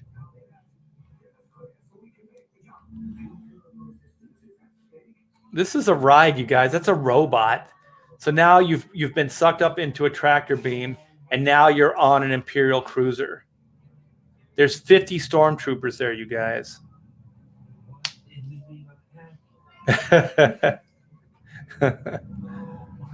I hope he pivots around so you can see the ships, because the ship that you were in is actually in that hangar.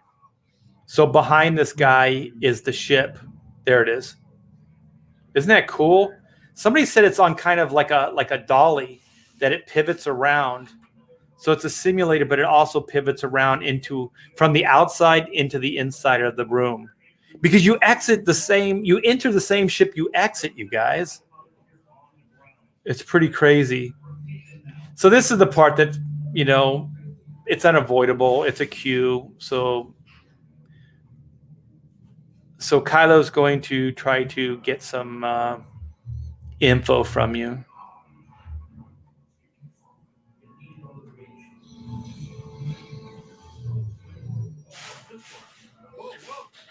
So then the door gets cut open. You couldn't see the whole thing, but like a lightsaber cuts it, or some kind of what do you call it? Oh, I'm just so in awe of this thing. A torch blows through it.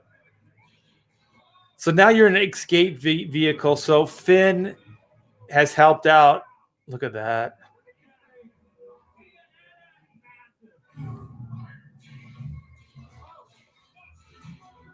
So look at the laser effects.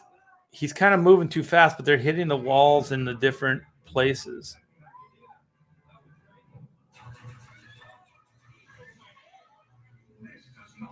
This is real. This guy's not in a movie. This is all tangible.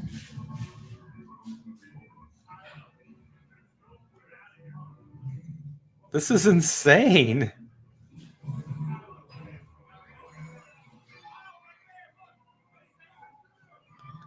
So Kylo was on top of the elevator, and he's cutting into it.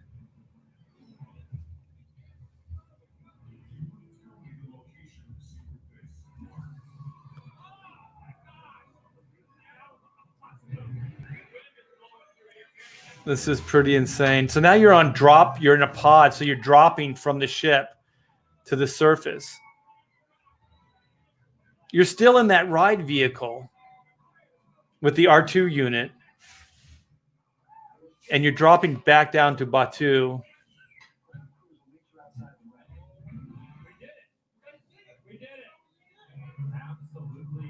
So it's not great footage. There's better footage out there. But I thought that the reason I like this is because it moved pretty fast, and I didn't want to spend too much time on it.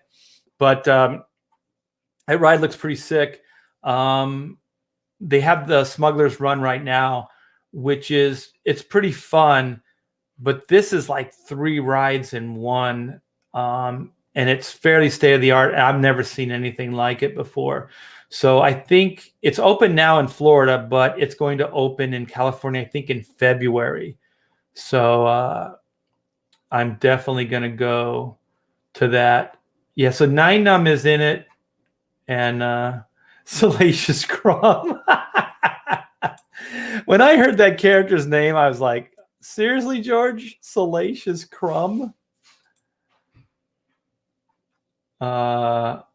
Akbar. Yeah, didn't they kill him? So I don't know if it's Akbar. I think it's a character that's yeah, why the hell they kill Akbar? Just so, see, from what I hear, it's like they can rebrand these characters, and then they can have they can own them. They don't have to pay Lucas any money. So if they kill Akbar, then they can create a character like Akbar, but not pay George any money. 50 stormtroopers, and not one of them can hit a broadside of a barn. Yeah. Yeah, cool. Oh, yeah. Do you live in Florida or California, Rob? When I saw it, it was stunning. And like I said, there's better footage out there of it. The reason I chose that is because it's edited quickly, and I didn't want to spend too much time on it. But I'm telling you right now, this is a move in the right direction for Star Wars. And if Disney is going to put this kind of time and effort into developing a completely new and unique ride experience, they're going to have to top it. So there's only, you can only keep going up. Once again, you meet it or beat the expectations. So the next thing out, either in that Star Wars park or in the Disney park itself, is going to be pretty stunning and amazing. You might like it, Art. It's better than the movies. That's why, Hank, that's why I wanted to show it. Because, sometimes in life, we focus on just these things over here, and the bad usually outshines the good. But I just wanted to show you, or to remind us all, that The Mandalorian, for the most part, is good. I think any backlash that it's having right now is just because people are gun shy. They don't want to go, yes, we love it, because they feel like, it would be misguided, or that people will go, you're stupid for believing in it again. There's that problem too. Like, you don't want to be, oh my gosh, it was so good, and then have somebody go, yeah, but do you remember, this or that or the other thing? So it becomes one of those shame factors. You don't want to be that guy that's putting it out there and going, oh, I really like this, because the next turn Disney can screw you over.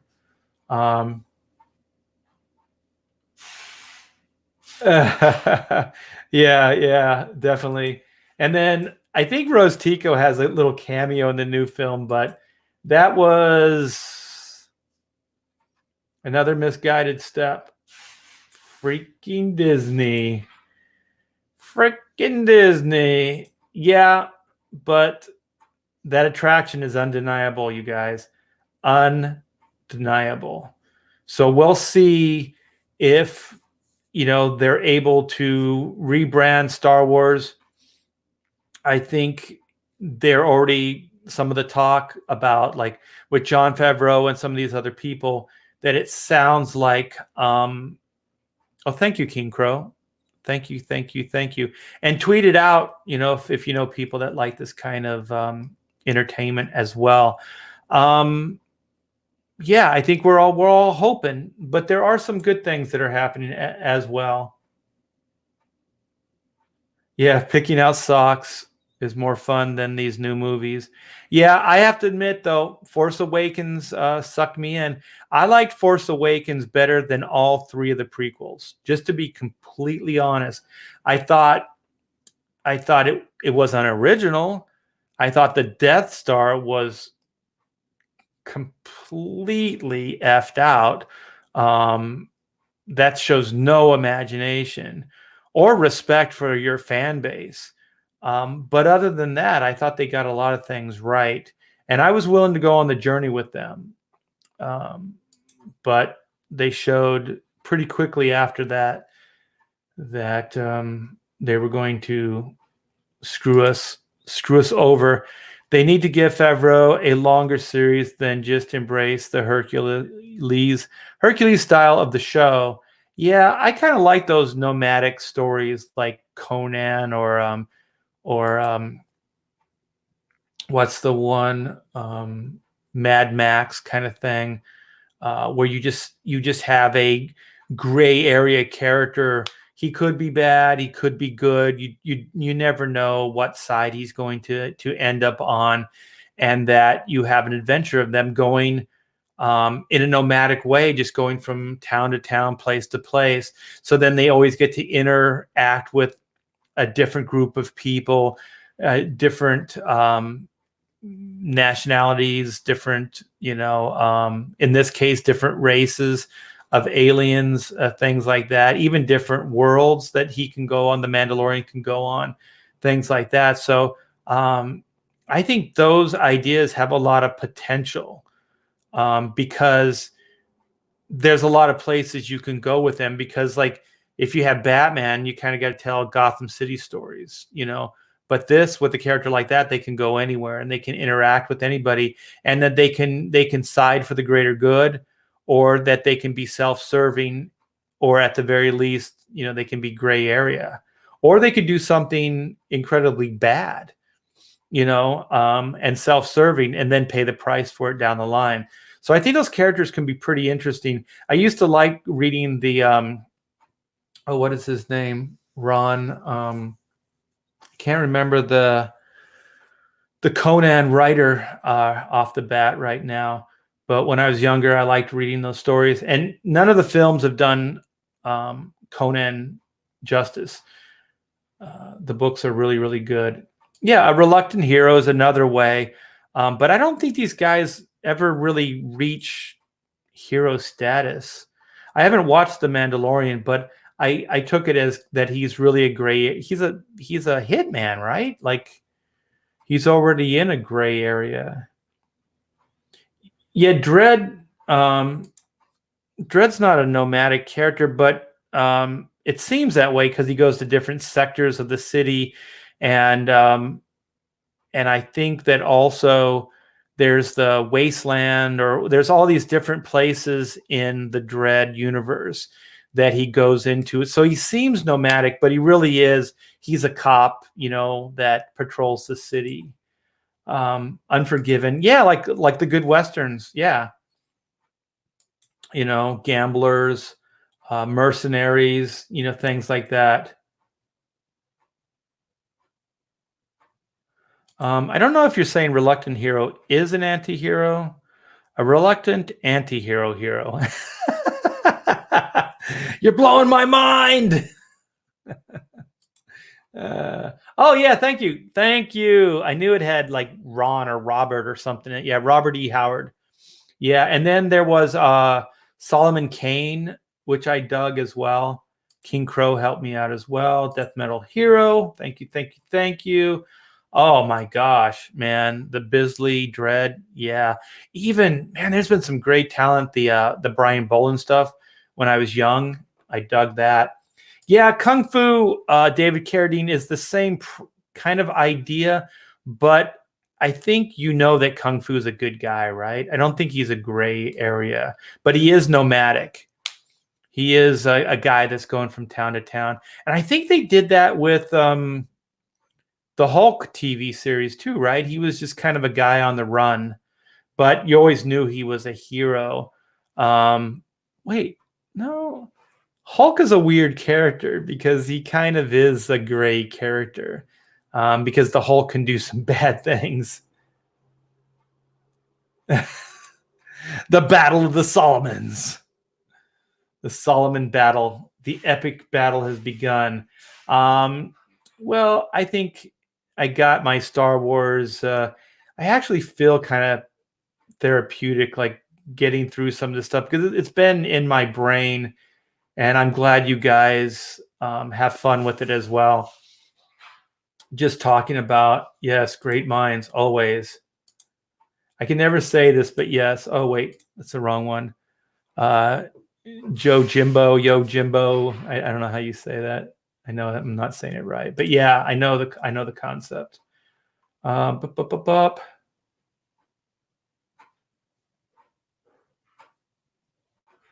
I don't know what that is in reference to, but let's go King Crow. If they would do Dread style movie with Lobo, holy crap. I don't know. That gets into IP problems because one's Warner Brothers, DC, and I don't know who owns Dread. That would be, Yosagi Jimbo, or however you say that. I don't know how to say it. I acted like I knew how to say it, but I don't know how to say it. The Man with No Name. Yes. Yeah. All those concepts. I dig that stuff. So I don't mind. I don't even mind in The Mandalorian if it stays just a linear story where that guy just goes through and interacts with different characters. And then they do it like a season, like this season is the one with Baby Yoda or whatever. So it's like Lone Wolf and Cub or something like that. And then next season, they get into the same type of idea where there's some kind of through line that takes you through the entire season, but not necessarily like every episode, is about that. But there is like a forward movement to tell a bigger story, type of idea. And I think that really fits that format as well, like an ongoing format, especially with the binge watching potential of these things. So I don't know where Disney Plus is going. If they're gonna, they haven't aired them back to back yet, right? They're just kind of putting one up, taking it down, putting another one up, taking it down. I think that's the way they're doing it now, because I don't think they want everybody to just binge watch it and then just unsubscribe to their channel. But I'm sure that there will become a time when either they sell it, as a complete set, like a Blu-ray, or they air all of them back to back. And that's also what I'm looking forward to, because one of the fun experiences about, I think it's the first time I had done that, was Stranger Things. We were just going to watch maybe 2 episodes, and my family and I was working, and I was just kind of half-assed paying attention to it. And then I put the pencil down, and then I just was full-time watching it. And we ended up watching the full series in one night. I mean, we stayed until 3 o'clock in the morning or something like that, and we binge watched it. So I kind of like that experience. I didn't even look back and think, well, I didn't get a lot of sleep or anything like that. I thoroughly enjoyed it, and so did my family. So I kind of like that binge watching. It's kind of like when you were a kid and you get the back issues, like you have the one that came out that month, but then you find out that it relates to all these other back issues, and you're at the comic shop, and either the shop owner is hip enough, or you read the last page and you realize that this is tied to some other story. And so then, or you go forward, however you go back, you either go back in or you go forward in the story, but you basically find the other issues that pertain to that story, and you buy them up, and then you just binge read your comic books and you get the whole story. That's a lot of fun as well. It's just a different way to enjoy this entertainment. And that's the great part about it. I just like to be entertained. So having said that, I might take my wife to go see Jumanji 2. I haven't heard anything about it.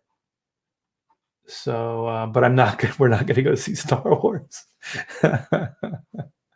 And we're not going to go see Cats. Even though I kind of there's a perverse part of me that wants to give my money to Cats, just so maybe it can be a competitor to Star Wars. Like if somehow like it could compete with it, it can, but it's just a fun idea. All right, Bisley or Sam Keith. I'll tell you, Rob, and I know this is going to hurt a lot of feelings, and I know both of them. Sorry, Sam. I prefer Bisley. I would like to see Bisley do a Dread story more than Sam Keith. Sam Keith seems inconsistent to me, and there's something about the aesthetics. When he's on, he's on, but it's not always there. Jumanji 2, Electric Boogaloo. Yeah, I think they hired a good cast. They have chemistry. You don't see that much in film anymore. You don't see a cast having chemistry. I'm hoping that damn cast in that new Ghostbusters, those kids can have chemistry. If not, that show's doomed. Because the one thing that Jar Jar Abrams, J.J. Abrams had was that Super 8. Those kids had chemistry. That cast had chemistry. And I do believe that's what gave birth to Stranger Things. And I don't think Stranger Things would have worked as well if they didn't have a cast with complete charisma and chemistry. Except some of the newer characters, the girl with her brother, her abusive brother, I don't think they ever really connected to the story. And I forget the other characters. Yeah, I thought I know Super 8's kind of based on a lot of those old Disney stories, those adventures, and like what was that one called? Escape to Witch Mountain and those type of things. And then even Spielberg, later did like E.T. and those type of adventures. So I know it's based on that, but it was just done so well. And I do think it inspired Super 8. But it was the cast, man. The cast is what did it. The story you've seen before, but the cast was pretty incredible. So I think the only hope that new Ghostbusters has is that young cast, that there's chemistry. And from the trailer, I didn't see it, but it's a real bare bones kind of trailer. So I'm keeping my fingers crossed for that. Oh, cool. The promotion they're doing for Jumanji 2 is great. Yeah, maybe I'll go to the movies tomorrow. Who needs to work? Destroy the Steve character. Steve? Is he the hair, Steve the hair Carrington or whatever? Are you talking about Stranger Things? I thought he was kind of funny. Oh, they destroyed the Steve character. You mean in the writing? Yeah, the first season he was pretty cool. I think I know what you mean, like put him in a sailor suit and all that, like in the newest, because they've actually had 3 chapters, right, of Stranger Things so far.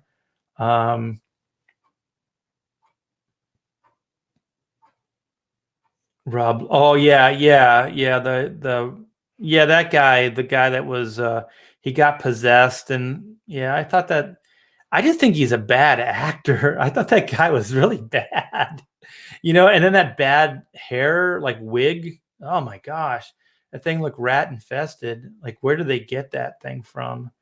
Man, I'm so going off on a tangent right now on all this stuff. Before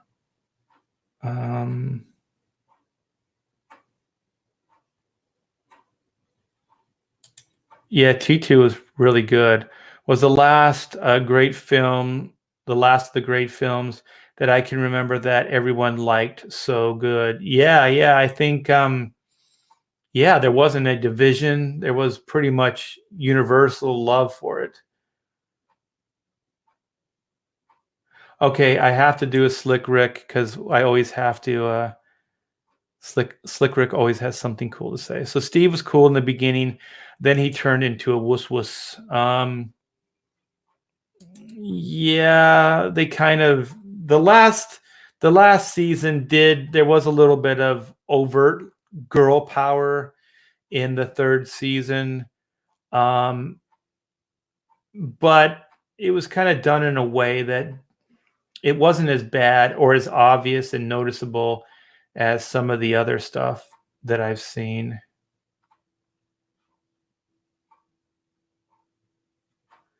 Okay, let's see what Rob has to say. They're really banking on that kids assembled 80s thing, ensemble 80s thing. The Lost Boys, Goonies. Yeah, exactly. Exactly. Yeah. And those are like old derivatives of like Hardy Boys and what's her name? Oh my gosh, the Hardy Boys chick. So those are all kind of based on those type adventures, and then Disney did a whole slew of them, and then Spielberg got into it, and then of course J.J. Abrams, who I think Bad Robot just takes iconic ideas and just does like a parallel like story with it. They don't really create a unique IP with it. Nancy Drew, thank you so much. Death Metal Hero, Nancy Drew, yes. I think those are the icons that created those type of kid adventures. And then Scooby-Doo, like it's kind of one of those early ideas where kids go off adventuring, mysteries, and all those things. Even as an adult, I still kind of like those ideas. My daughter absolutely loves Goonies, so we have at least every year we have our Goonies movie night.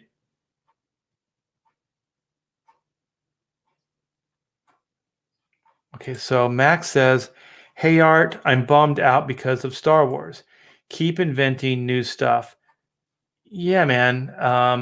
I'm trying. I know there's a lot of people that are trying to keep, making new stuff. I think Star Wars, I've said this in a chat recently, and there's only one backlash I can see with Star Wars is that Star Wars is one of those IPs that always needs a war because it's in the title. It says Star Wars.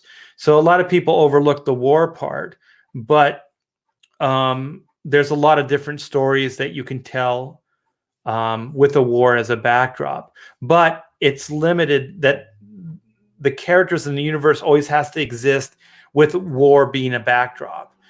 So they can't really go too far into peacetime, or they can't go off on too many tangents because it's called Star Wars. The concept is war. It's right in the title. So I think that as far as a creative person or creative people, they gotta kind of keep it condensed with the war always being somewhere in the backdrop. What I would do as it would be a fun Mandalorian story. I don't know what time it's set in, but if the Mandalorian went to a race of people kind of like Galaxy Quest that are very, very innocent and they kind of keep to themselves and don't really understand like cynicism or sarcasm, or they only understand like everything at face value. Everything is very, very sincere. So they're very innocent.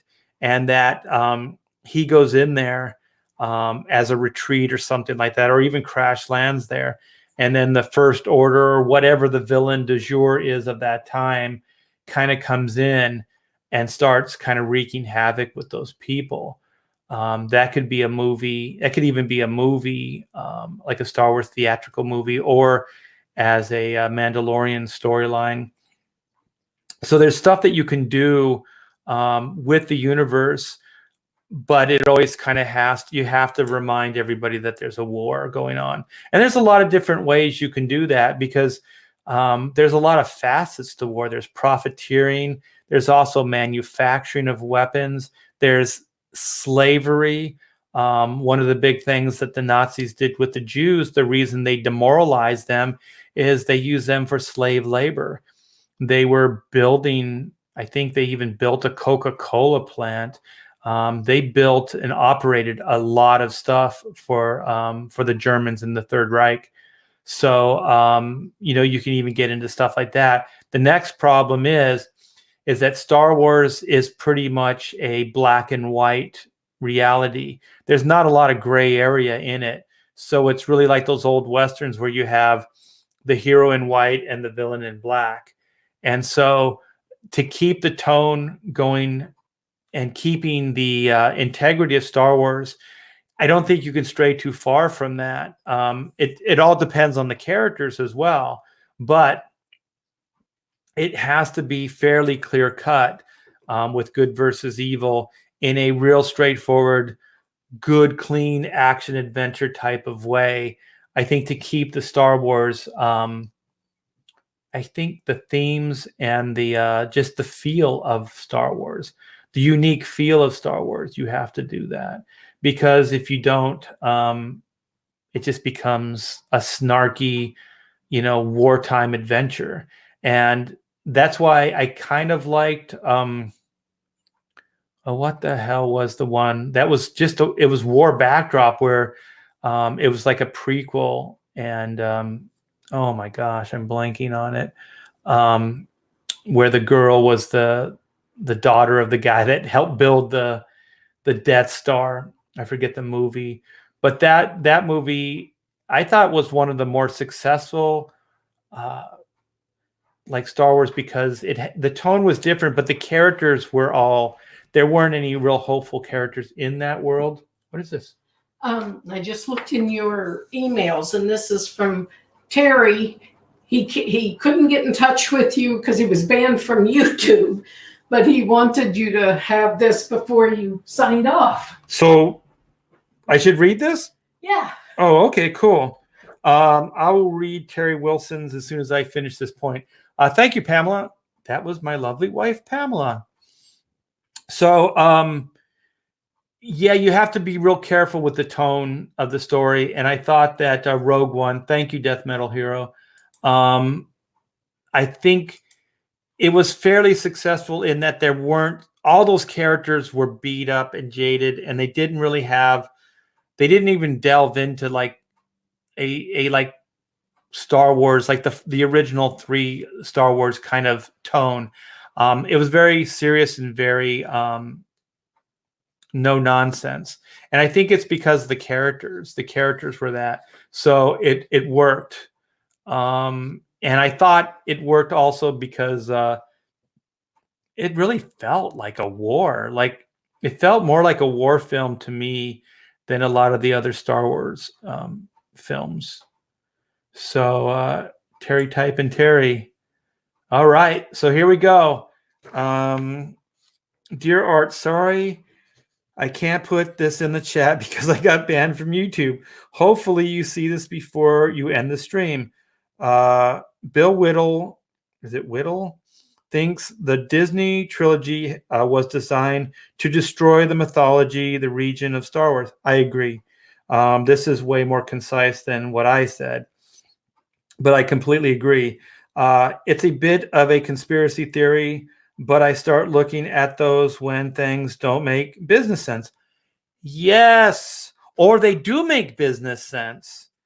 My own Minds launch, which has my rankings of all 11 movies in comments under it.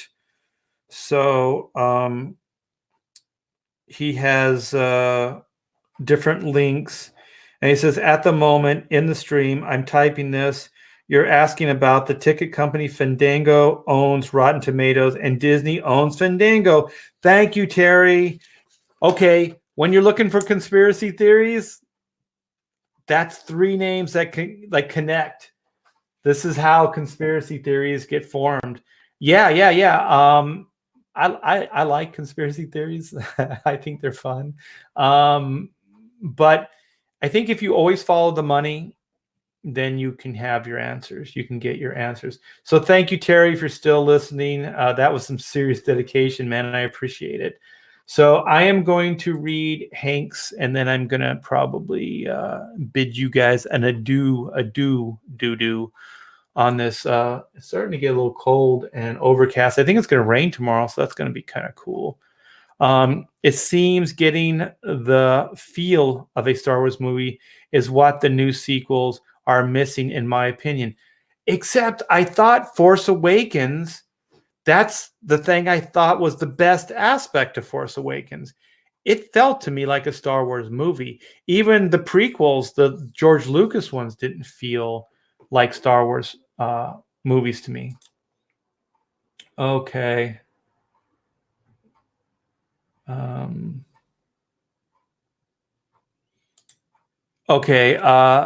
Difference tonally. Was this purposefully? Were you reluctant to have all the characters same, and why? I don't know. I thought Rogue One, if that's kind of what we're still talking about, I thought worked as a totally different movie. What I didn't think worked is when Rian Johnson brought in the stuttering double agent character. I thought that was wrong because they started getting into gray areas that I didn't think needed to be there. And also it was just done as a throwaway. If you were going to explore those ideas, I think make that the theme of an entire movie.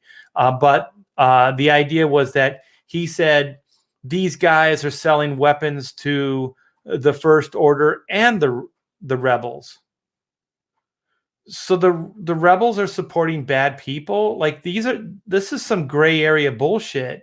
I thought always the reason the rebels stuff looked beat up and really bad is because they were getting stuff secondhand. Like they couldn't afford the good stuff.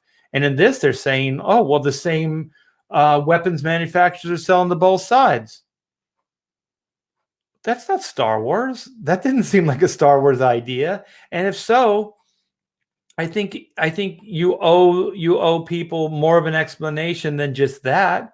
Like, it makes the princess, it makes Leia, it makes all those guys look like shitheads.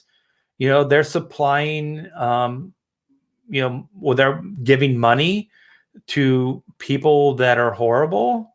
Like, no, I thought they were probably just buying old jalopies and repurposing them and putting them out there, versus buying like state of the art, first run weapons from a weapons manufacturer. I didn't like that idea. As soon as I heard that, I was like, no, Han Solo is as gray area of a character as I think we need in the Star Wars movie. Otherwise, I think thematically it takes a jump, and tonally it doesn't feel like a Star Wars movie anymore. And the thing about Han is that he was a rogue. He was a gray area character. He was a self-serving dude, and he learns to be part of a team. He learns to care for people and do all those things. And that was an arc. That was a story point. It wasn't there just because they wanted to muck up the water with the gray area, concept. There was a character arc there. And it was there in the first movie. His beginning, middle, and end was in the first movie, man. By the end of the movie, he was a hero. It was a two-prong attack, man. He blasted Vader's ship, right?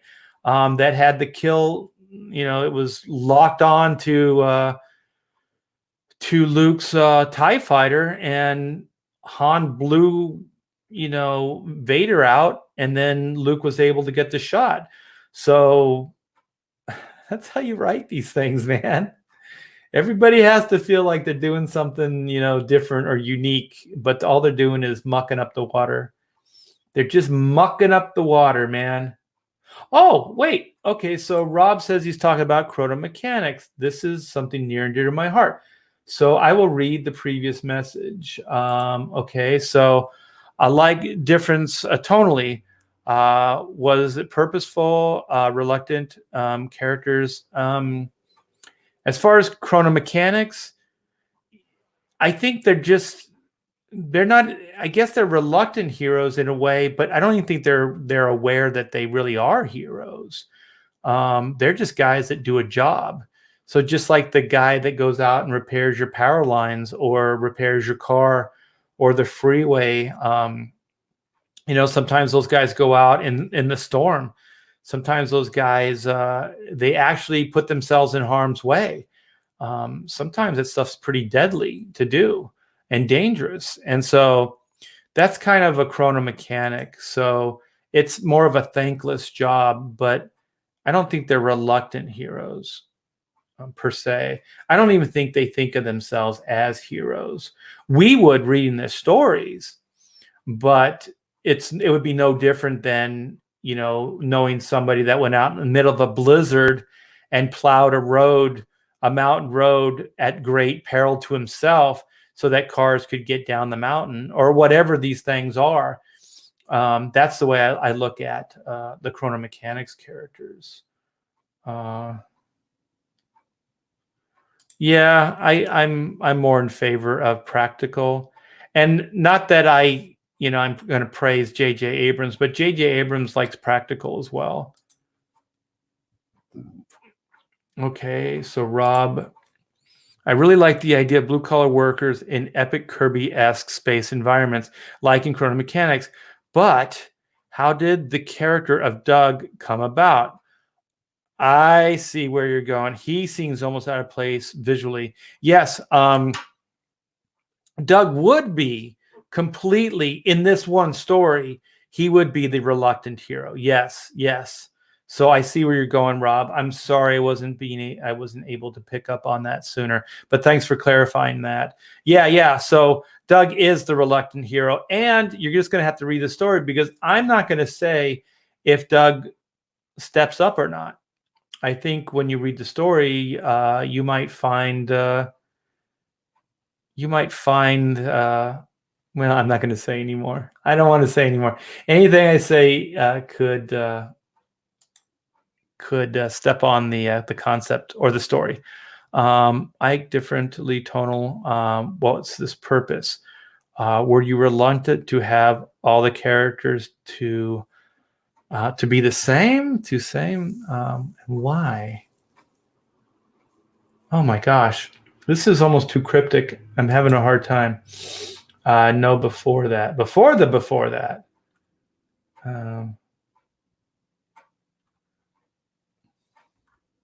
Before. Yeah, I think I'm going to. I appreciate Rob asking me the questions, but I'm not sure I'm really following where you're going. But yeah, just as far as what I think you're saying is the chrono mechanics themselves, it's just a job to Team 9.2 of Sector 7. They're not really considered heroes. It's more like you did a job, now go home, have a good meal, spend time with your family, type of thing. And then Doug, he follows more the template of a reluctant hero in the story. So it's kind of like Doug's origin story. And we backtell a little bit about the other characters in this story. But it really is kind of Doug's origin story. Yeah, I think, just what like a hero really is. Like, is a hero somebody who wants, does things for the accolades, or is a hero somebody who just does what needs to be done and then goes home? Like, one of my favorite things about Spider-Man, Peter Parker, is that not only did he do these things, but he was also like, he was kind of villainized, like the press actually villainized him. And so I kind of like that idea. And for me, one of my favorite ideas is the Green Hornet, because the Green Hornet infiltrates organized crime by letting organized crime think they're villains. So, and he runs a newspaper. He could very easily write pieces that say that the Green Hornet's a hero. But what he does is he perpetuates it, and he actually makes it out that the Green Hornet is not a hero, that the Green Hornet is public enemy number one. And so I do believe that's where the Spider-Man idea came from, where the perception is that they're not good guys. So they never get they never get the hero's accolades. They never get like the rah-rahs. They're always kind of like, it's questionable. People don't really trust them. They don't like them. I think this is a critique. Art, just read the chat with a bit more time once the stream is over, and you'll get it, what I'm saying. All right, Rob, and I do apologize if I'm not connecting the dots properly.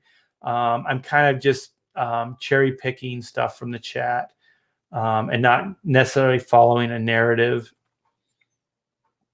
in the chat. So you guys are on fire. You're not going to let me leave here. Art, are you pro eggnog? Or this is the big question. I'll tell you right now, it's split down the middle of this household as well. My wife is pro eggnog, and I'm anti eggnog. I don't understand why it exists. How about you guys in the chat? I don't understand it. It's like fruitcake. Like, I like fruit in my cake, but I do not like fruitcake. It is grotesque. Trump is like Spider-Man, always villainized by the press. That's pretty funny, Doc Bear. There's a lot of bears in Comicsgate. Oh yeah. Oh, okay. Here's the shade. I could have expected it from you, Rhaegar. If you are anti-eggnog, does that make you an eggnog bigot? I'm going to let you guys draw the conclusion there. I'm not going to throw myself under the bus. It would be too easy for you, Rhaegar. Then he comes clean. I don't care for eggnog. Even the name, who came up? Eggnog? It's not even, it doesn't sound like something you'd want to eat. It sounds like something that you would like it would be if you lost a bet. If you lose the bet, you're going to have to eat this eggnog. Like eggnog sounds like some kind of extrusion or whatever you call it of like a rancid egg. Eat the eggnog. It's like sucking the yolk out, like a rotten yolk or something out of the egg. I don't know who comes up with these things. Central Screwdriver Fruitcake is an abomination, as is eggnog. Well, you know what? This is where I will defend, okay? Because there's also this debate that goes on the Hawaiian pizza. So you have the ham and then you have pineapple. Okay, you guys, I like it.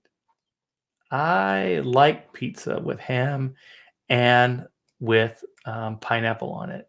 Some people say this is an abomination. I say genius. But also, it's called Hawaiian pizza, so that's not bad branding. Not like eggnog. You can't even say it with a smile on your face. You're eggnog. Eat the nog. I think it's short for noggin. Eat the egg noggin.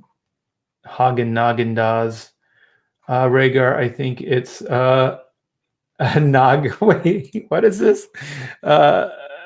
No Naga probe. Proby? I don't know. I don't know how to say that. Eggnog denier. Okay, all right. Here it comes. This is like the war in the chat now. What? Wait a minute.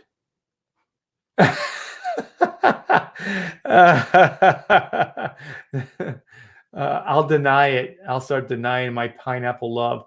Wait, Rob says something, okay? I'm kind of seeing this, okay? So, do you mean like tuna salad with pineapple? Or do you mean just like tuna out of the can with pineapple? Or have you ever had like it's like a tuna patty that's cooked like a hamburger patty, and you could either eat them with bread or you can eat them alone? That might be good with pineapple in it. I might try that.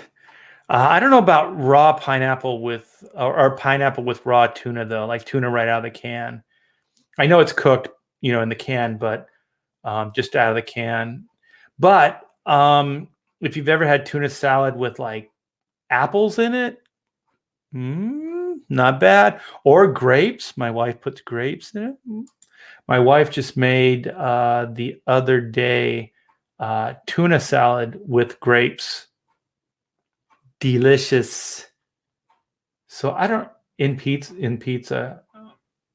Oh wait, tuna. Oh my gosh, Rob, you're blowing my mind. Okay, so it would be tuna, pineapple, cheese, and then the tomato sauce on a pizza. Tuna on a pizza. I don't know. I would have to try it. I'm not saying no because I really do like tuna. And it would be because sometimes there's anchovies. Anchovies are like little fish, but they just taste like salt to me. They don't really have much of a taste. All right.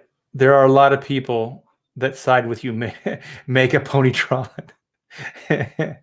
I say you have to try it though. Try it because it's just like tuna and pineapple on pizza. It doesn't necessarily sound great, but it's pretty great.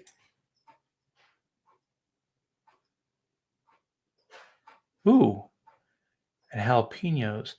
I like jalapenos, but like the finely chopped, and when it's spaced out in the sauce.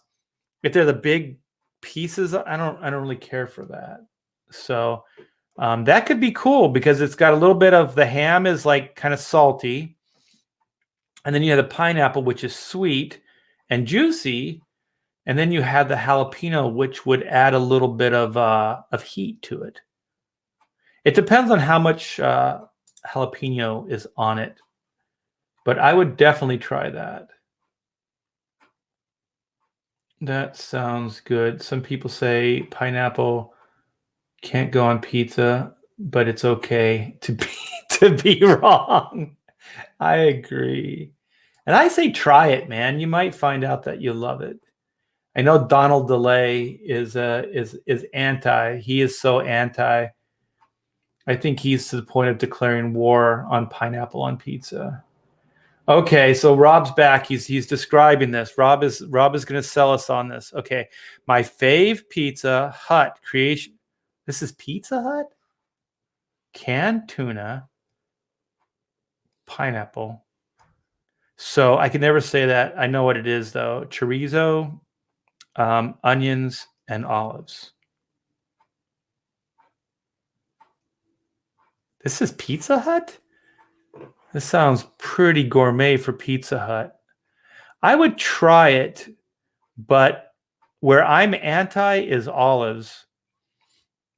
I think sometimes, once again, like jalapenos, if they're chopped up real fine and they're put in a sauce and there's not a lot of them, I can appreciate them. But to me, they have a really overwhelming taste.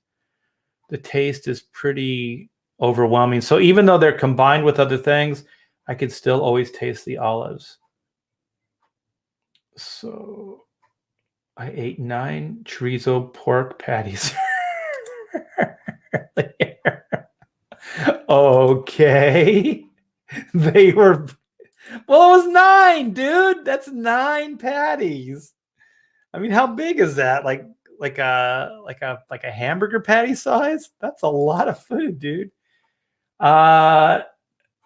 Tuna. So you guys have heard of this tuna thing. I have never heard of tuna on a pizza before. Mushrooms on a pizza. Mushrooms for me are the same.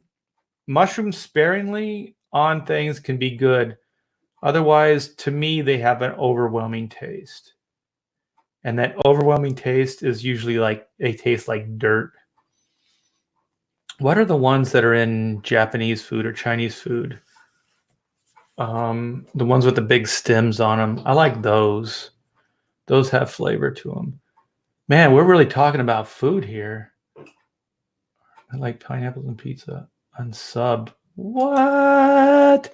You know, this is like an abusive relationship Slick Rick and I have. Like, we're going to walk away from each other, but, time is always going to bring us back together.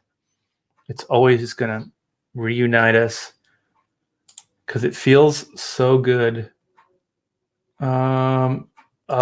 Textures. Texture's a big thing as far as I'm concerned. I've tried it. It's weird. The texture doesn't mix well.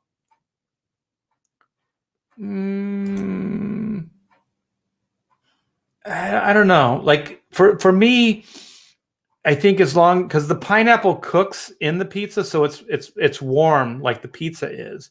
I think I have had cold pizza with cold pineapple, and it's not that good. I like cold pizza, but cold pineapple, maybe I can see that. Oh, you live in Portugal. Oh, I didn't know that. Okay. Yeah. Well, I'm gonna try your tuna idea. The Nazis. Now you're just making shit up. I want facts. I want to see an article. You need to stand by your words, Doc Brown or Doc Bear. Sorry about that. Tuna on pizza is basic. Is basic.